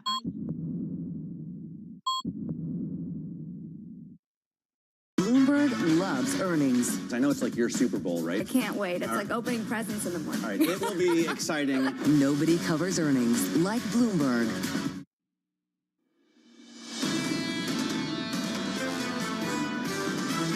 We're clearly engaging in a trade negotiation dance. As much as we want to know the answer, we got to go through the dance. It's all about trying to figure out what the market's pricing and therefore the risk distribution around events. There are companies that are going to be winners in all of this, and there are companies that are not going to win. Going this way, going that way. There's going to be a zigzag back and forth, and I think it is hard to pin those things down. It's impossible to do in terms of trying to game out or forecast what's going to happen. This is Bloomberg Surveillance with Jonathan Farrow, Lisa Abramowitz, and Anne-Marie Hordern. Each trading week is just like one long day, never ending, just one very long day. It's Wednesday. Live from New York City this morning. Good morning, good morning. Bloomberg Surveillance starts right now with equity futures down hard. On the S&P 500 by 0.5%, on the Nasdaq 100 down by 0.9, a 1-2 punch to tech sentiment. Let's start with Apple. According to our reporting here at Bloomberg, China's antitrust watchdog is laying the groundwork for a potential probe into Apple's policies and the fees it charges app developers. Yeah, they take about a 30% cut of in-app spending. This is something that's been probed elsewhere, too. Let's be very clear about this. The other notable thing about this investigation is it started by Chinese authorities late last year, so not necessarily one to put into the tit-for-tat that we've seen with respect to China and the U.S. Nonetheless, another dent in sentiment that's already been eroded with the shares lower in pre-market trading at a time where people are really questioning whether the biggest winners can keep on winning in 2025. These are the champions of corporate America, and they've now got a target on their back. If you go back to the inauguration, we said at the time, just the day afterwards, that was a celebration of everything that was great about American corporate America and American champions of tech. They've now got a target on their back as well. And you can see that foreign countries, nations, adversaries, and allies see that as a potential pressure point for this administration. We saw that when the threat of tariffs on Canada came about. What was the first thing one province in Canada did? Came out and said, you know what, we'll cancel the Starlink contract. We'll go after Elon Musk. This is just the first or second time we see of this. I think you could see more to come in the year ahead. Well, we saw that already with Tesla sales in France plummeting more than 60% in December, maybe in response to some of the back and forth that we've seen between the governments. Key issue is how long-lasting is this versus get it all out of the way, come out with the bazooka of pretty radical suggestions and see what sticks. I said a 1-2 punch to sentiment. Here's the second punch. It comes from Alphabet. Check out these numbers. $75 billion in 2025 capex. The estimate was 57.9. Cloud revenue slowing as well, taking some wind out of the stock with negative 7%. So to me, I looked at these numbers and it was a disappointment, and it wasn't that big of a disappointment, but what it highlights is that the expectations are very high for a lot of the big tech players, and their ability to meet those expectations is getting lower because of capacity. The fact that they still are saying that CapEx is the way to go and that it was so much higher and it will be so much higher than people expect highlights how they don't think that they can win unless they spend that money, and they're still being penalized for it. Amazon results just around the corner as well. They're about 24 hours away. Stack day ahead for you too. Let's go through some of it. Economic data a little bit later. We'll get the ADP report. Jobs came out. Job openings a bit lower than expected yesterday. ISM services data due after that, so look out for that as well. Then we get some Fed speak. We'll catch up with Tom Barkin, the Richmond Fed president, a little bit later this morning. And it comes at a time where Fed officials have largely been talking from the same hymnal, that they have a good chance to just wait and see what the data shows. But a bit of divergence. Yesterday, Fed Vice Chair Philip Jefferson came out and said he still continues to see gradual rate cuts throughout the year, whereas Mary Daly of the San Francisco Fed came out and said, we have to make sure that we get our inflation down. 100% of my energy is devoted to getting inflation to target. We've got time. We can take our time. Seems to be a new way of saying we've got no idea what happens with tariffs and changes of policy down in Washington, D.C. Equity futures right now negative by 0.5% on the S&P. The loss is bigger on the NASDAQ. We'll be talking about tech throughout this morning. Coming up on the program, we'll catch up with Aaron Cannon of Clear Harbor Asset Management on the latest tech jitters. Michael Townsend of Charles Schwab, with Trump in no rush to talk to Xi. And Stefan Slowinski of BNP Paribas following disappointing results from Alphabet. We begin with our top story out of Washington. President Donald Trump saying the United States should take control of the Gaza Strip. I don't want to be cute. I don't want to be a wise guy, but the Riviera of the Middle East, the U.S. will take over the Gaza Strip, and we will do a job with it, too.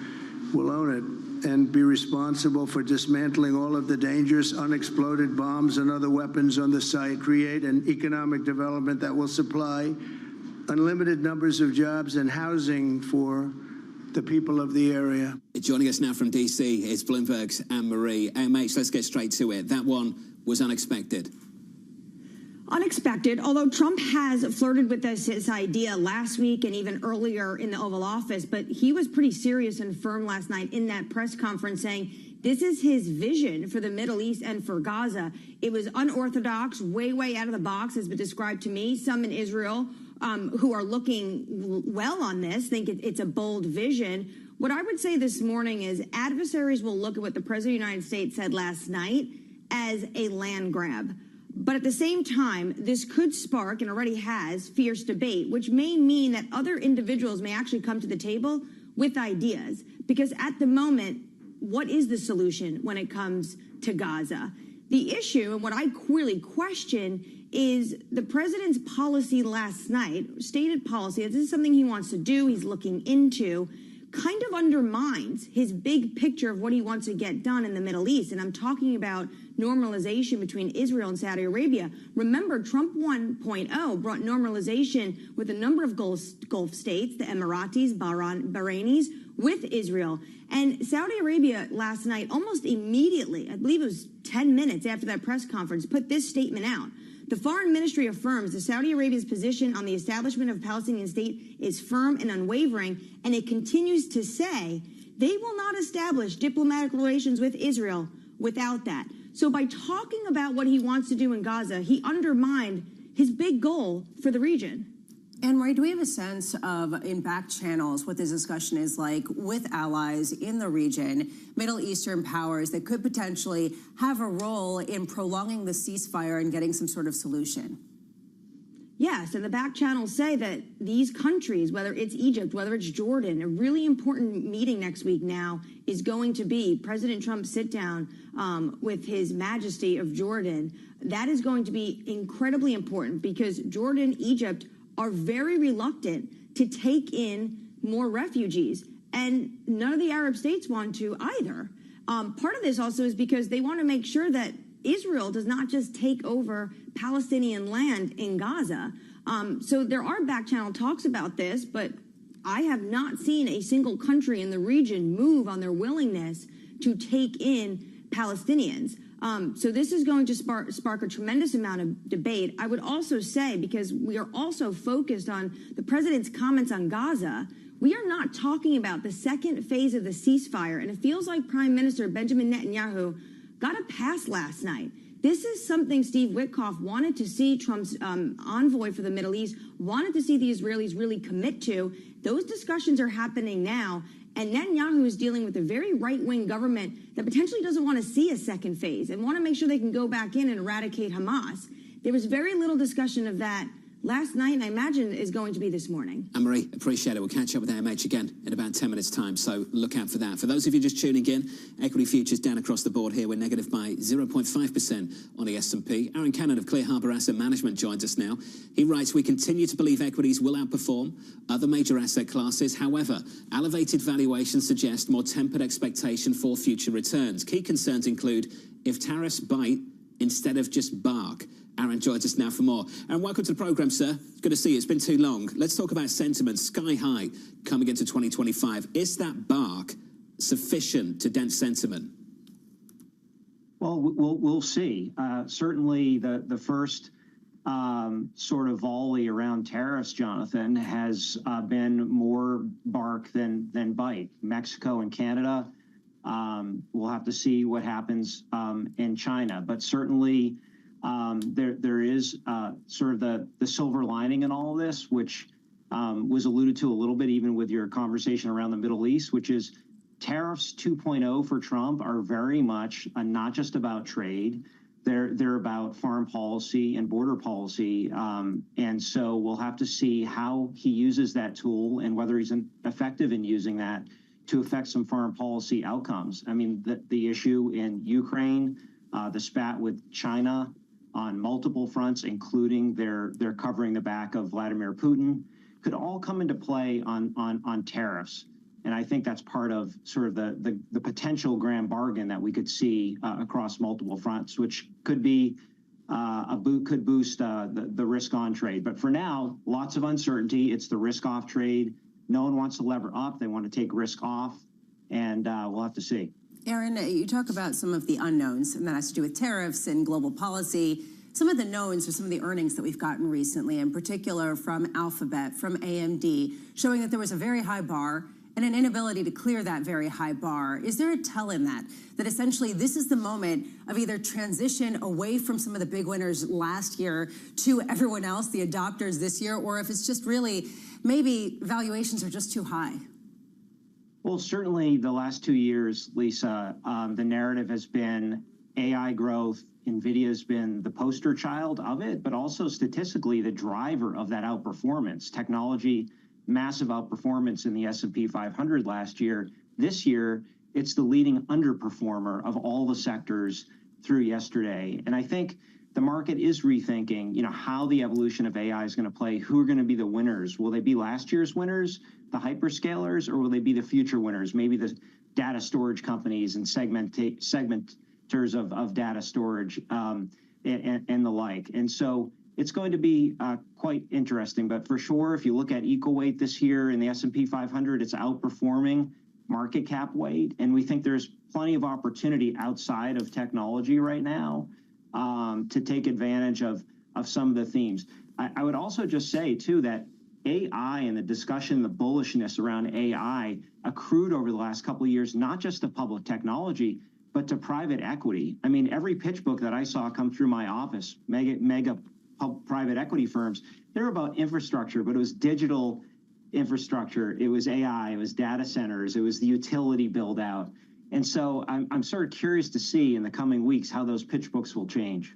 At a time when it's unclear whether they will get the same benefit due to efficiencies. Aaron, putting the ideas together of the geopolitics as well as the tech story, something John brought up earlier with respect to Apple, which is how much of a liability is it to be a national champion in the United States at a moment where suddenly this becomes a potential negotiating chip on the other side by potential governments that are looking over at the Trump administration and trying to get attention?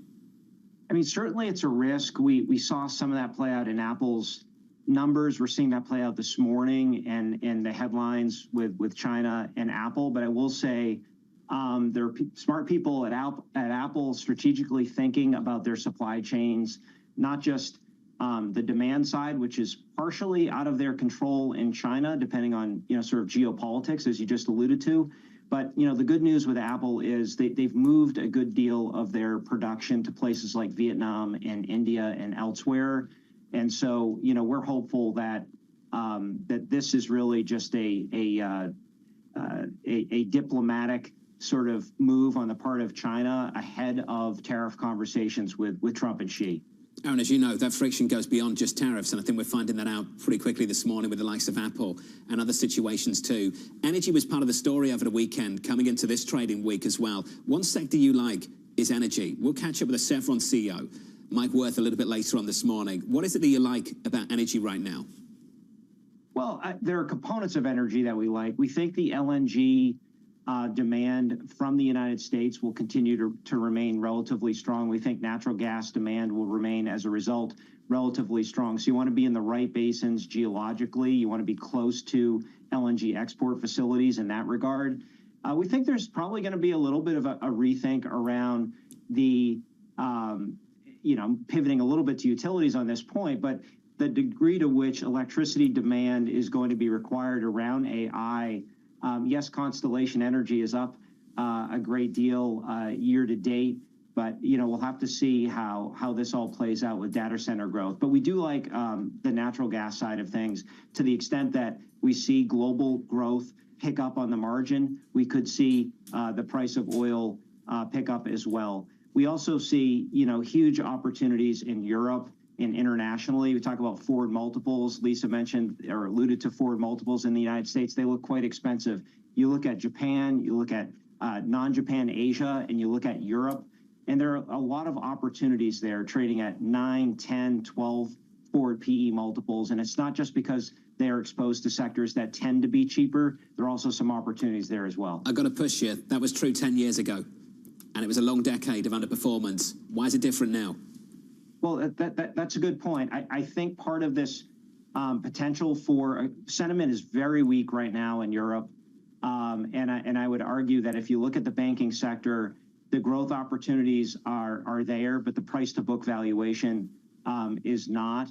And, at the end of the day, too, I think that there are industrials in particular in Europe that are going to be, probably more positively impacted by the NATO build out. The demand for European countries to spend more on their defense, that will not just accrue to U.S. defense manufacturers. That could accrue to countries like Norway, Sweden, the UK, France, Germany.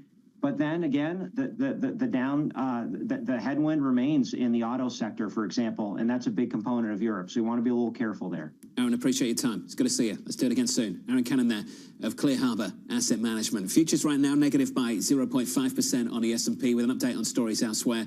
Here's your Bloomberg Brief with Yahara Hackers. Hey, Yahara. Hi, John. Alphabet shares are trading lower in the pre-market, down 7% after the tech giant behind Google reported earnings that fell short of expectations. Revenue came in lower than analyst estimates after growth in its cloud business slowed. Still, Alphabet plans to invest $75 billion in CapEx this year, far more than analysts expected.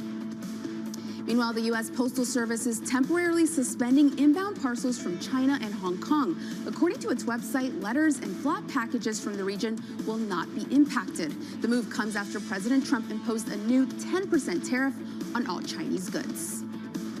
And now the latest on the mid-air crash between an American Airlines jet and an Army helicopter. The remains of all 67 victims have been recovered from the collision. According to the NTSB, the latest data shows the Black Hawk was flying at about 300 feet at the time of the accident. That's about 100 feet higher than allowed in the area. That's your Bloomberg Brief. John? Yahara, thank you. More from Yahara in about 30 minutes' time. Up next on the program, holding firm on a trade war. We're going to do very well against China and against everybody else. Any update on when you would speak to President Xi? No, we'll speak to him at the appropriate time. I'm in no rush. That's one call that did not happen. That conversation up next, live from New York this morning. Good morning.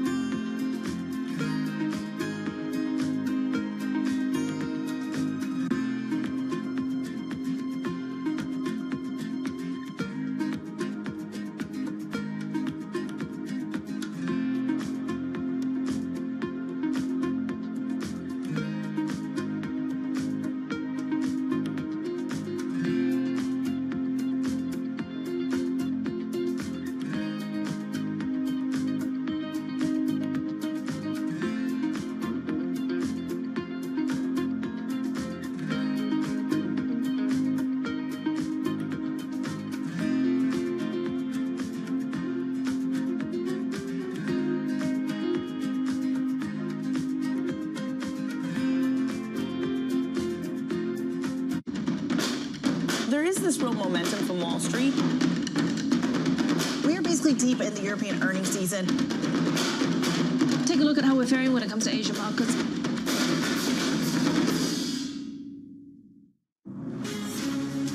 From the beating heart of global finance, economics, and politics, and wherever newsmakers are moving markets, Bloomberg brings you conversations that allow for deep discussions and important insights. What do you think the future is for inflation? Is this new normal? Are markets too optimistic? How do you worry about the things that are outside your control? How does the current fighting completely stop? I'm Francine Lacqua, and this is The Pulse, every weekday only on Bloomberg. U.S. tech is influencing global markets. Technology is driving business across Europe. Companies in Asia are betting on tech.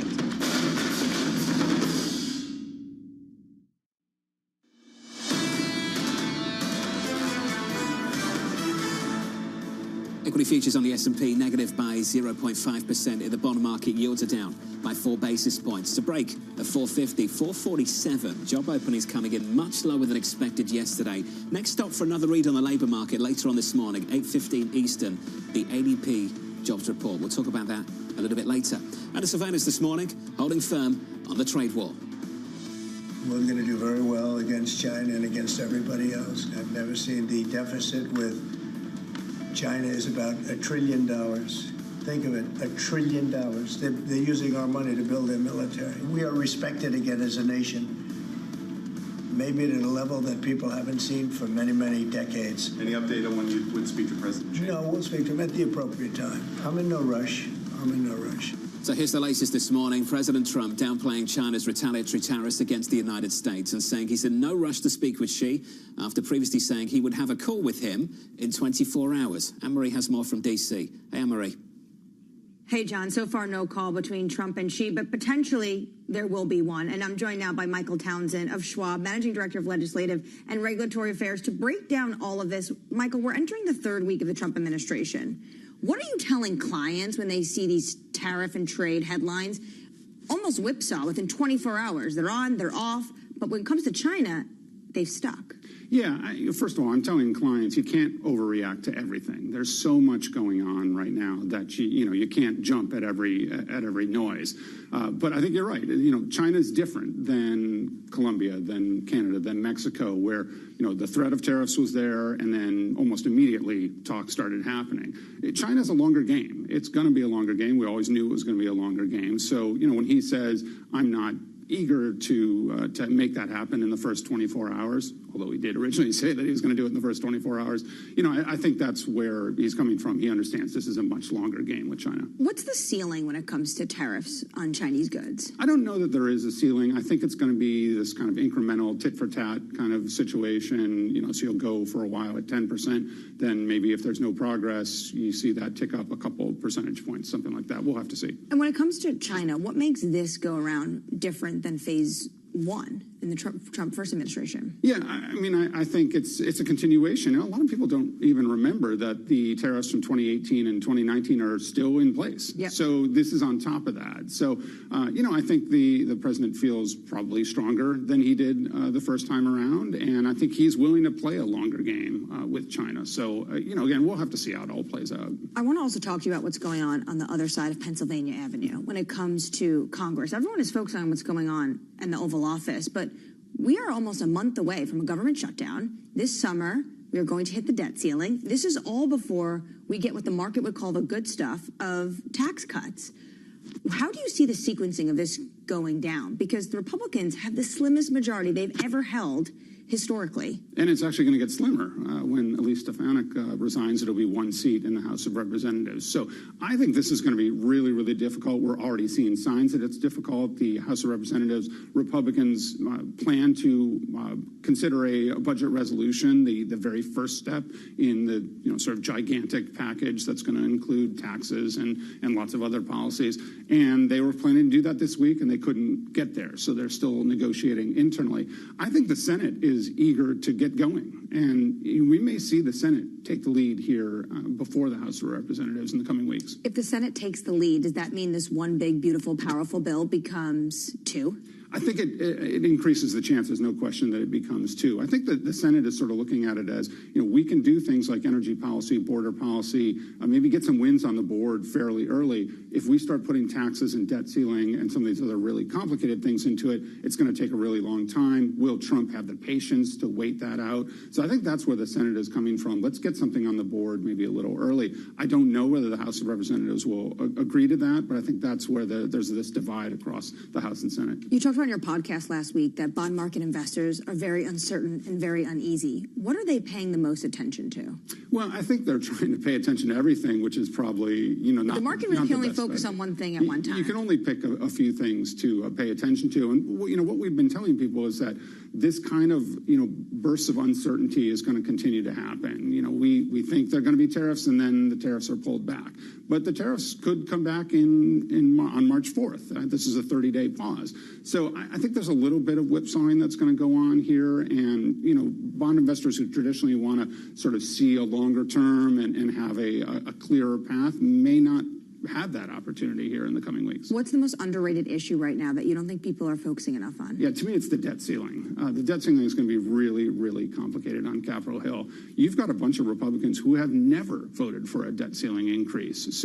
And Democrats don't really, at the moment, have any incentive to help out in that situation. So I think that's kind of the underrated one. They're going to try to package it with California wildfires, maybe something like that. Democrats already said no to that. Exactly. But this is going to be a challenge. I think it's going to be a real challenge. Michael, thank you so much for your time this morning. That's Michael Townsend Jonathan, of course, from Schwab, Managing Director of Legislative and Regulatory Affairs.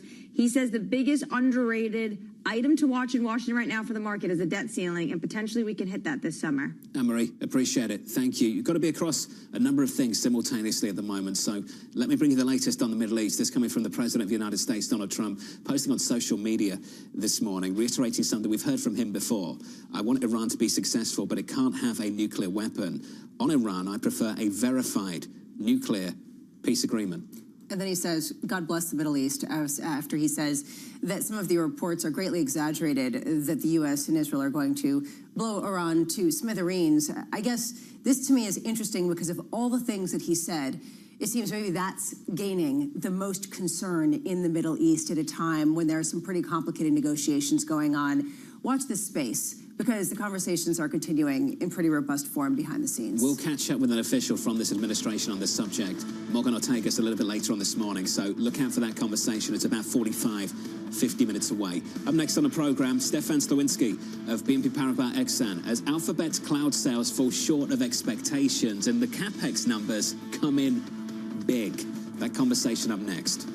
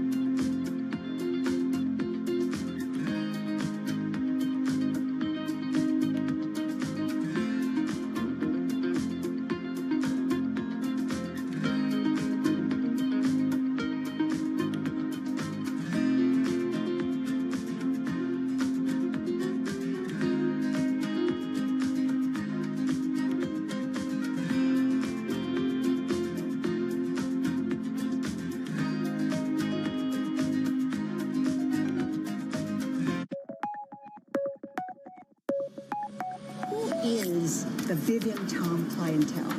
Yeah, power women, like the dragon women. They're lawyers, they're CEOs, they're all important decision makers, women in the world. Why do you position your products for this group of women? When I started, designing, I always want to do something that is empower women. When you take a look at your store, there is something for everyone. Take a look at the T-shirt, for example. My customer growing, like 30 years already, so they become more powerful. I also want to grow my Gen Z audience too, They're like in the 20s, so it's a more affordable price for them. And then, my powerful women's daughter wearing their mom's dresses, and they feel that the power, the energy. So now they come back to the store and they buy more.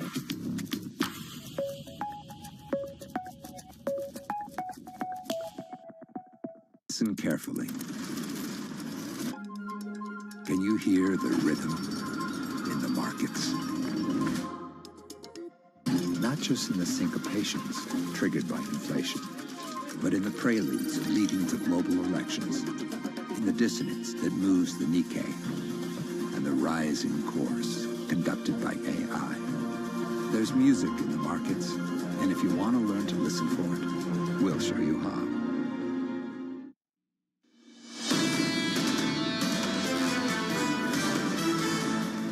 Equity futures declining across the board here. We're down by about 0.5 on the S&P 500 after snapping a two-day slide in yesterday's session. We start to eat into those gains. On a Russell, just about unchanged, positive by 0.2%. These moves today, all about tech. We'll talk about tech in just a moment. Let's turn to the bond market. Yields look like this at the front end of the curve. The 2-year down 2 basis points. Last week, yields falling for a third consecutive week. We haven't seen week 4 for a long, long time. In fact, I don't think you had a 4-week streak of yields falling at the front end of the curve through the whole of 2024. This run's quite impressive given what we've seen in the run-up to it. And some people might say this is the opposite of a risk-on move, that basically if you have some losses in the stock market, it's logical to see some gains in the bond market, but this goes beyond that. It goes to the fact that there still is a cutting bias among some members of the Federal Reserve. There is disinflationary data. The JOLTS number came in a bit lower than expected. And then you have commentary from companies like Chipotle saying that after raising prices last year by 2%, they're not going to raise prices this year. And even with the tariffs, they have to be really careful before raising prices on consumers that don't have the same kind of tolerance for it. This is the key point when it comes to the tariffs. This could be different. How quickly can they pass them on to consumers? Are we knocking on the door of the limit of consumer price tolerance? And if we are, and if companies have to take it on the margin and have to cut costs elsewhere, then you start to destabilize the labor market, and that can feed on itself. So this could have a bigger impact perhaps on demand and maybe not on inflation, which is where I think the market is slowly moving its focus to over the past few days. The 10-year yield sniffing that out, declining on the idea of this being a disinflationary, degrowth type of measure rather than one that's just purely inflationary. Let's turn from the bond market to foreign exchange. Let's check out FX together. I want to focus on dollar yen. We had some inflationary numbers out of Japan today. Wage growth. Look at this yen strength off the back of it. Dollar yen is down by 1 full percentage point. That is some yen strength on the prospect that the BOJ might be gearing up, might have to go and hike interest rates again. What's fascinating is that this move was already in place because the dollar is generally weaker versus everything as people rethink just how quickly tariffs will go into effect. You're seeing that with the Canadian dollar, you're seeing that with the peso. With Japan, this just highlights how much they continue to diverge from the rest of the world and how far the yen has to go, which is a reason why you're seeing an increasing number of portfolio managers say they like the rest of the world just because the bar is so low and things are so low priced. That's the latest on Japan. Labour cash earnings year over year, 4.8% for December, much higher than expectations. At the surveillance this morning, President Donald Trump saying the United States should take control of the Gaza Strip and transform it into a Riviera. The PLO saying it's steadfast in opposing any displacement of Gazans from their homeland. Arab nations pushing back. Basically saying this is exactly what we've been trying to avoid. This is their homeland. They want to go back. It goes against protocol.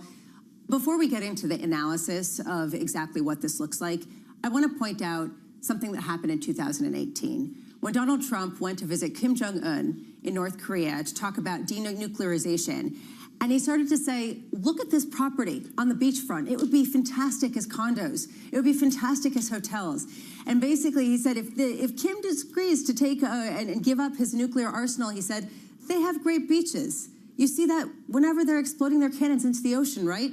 I said, boy, look at that view. Wouldn't that make a great condo? He's a real estate developer. That's how he sees the world. It's not surprising, is it? It's not surprising. What the U.S. does with this from policy, what this does to jumpstart negotiations, how offended a number of nations are, all of that we shall see. This is a playbook we've seen before from Donald Trump. He's a real estate developer. We'll hear from an official from the administration a little bit later, sitting down with Anne-Marie. MH made this point at the top of the programme, and I think it's a good point to make. That this proposal might seem out there, but perhaps it will inspire proposals from elsewhere. Because at the moment, there aren't too many.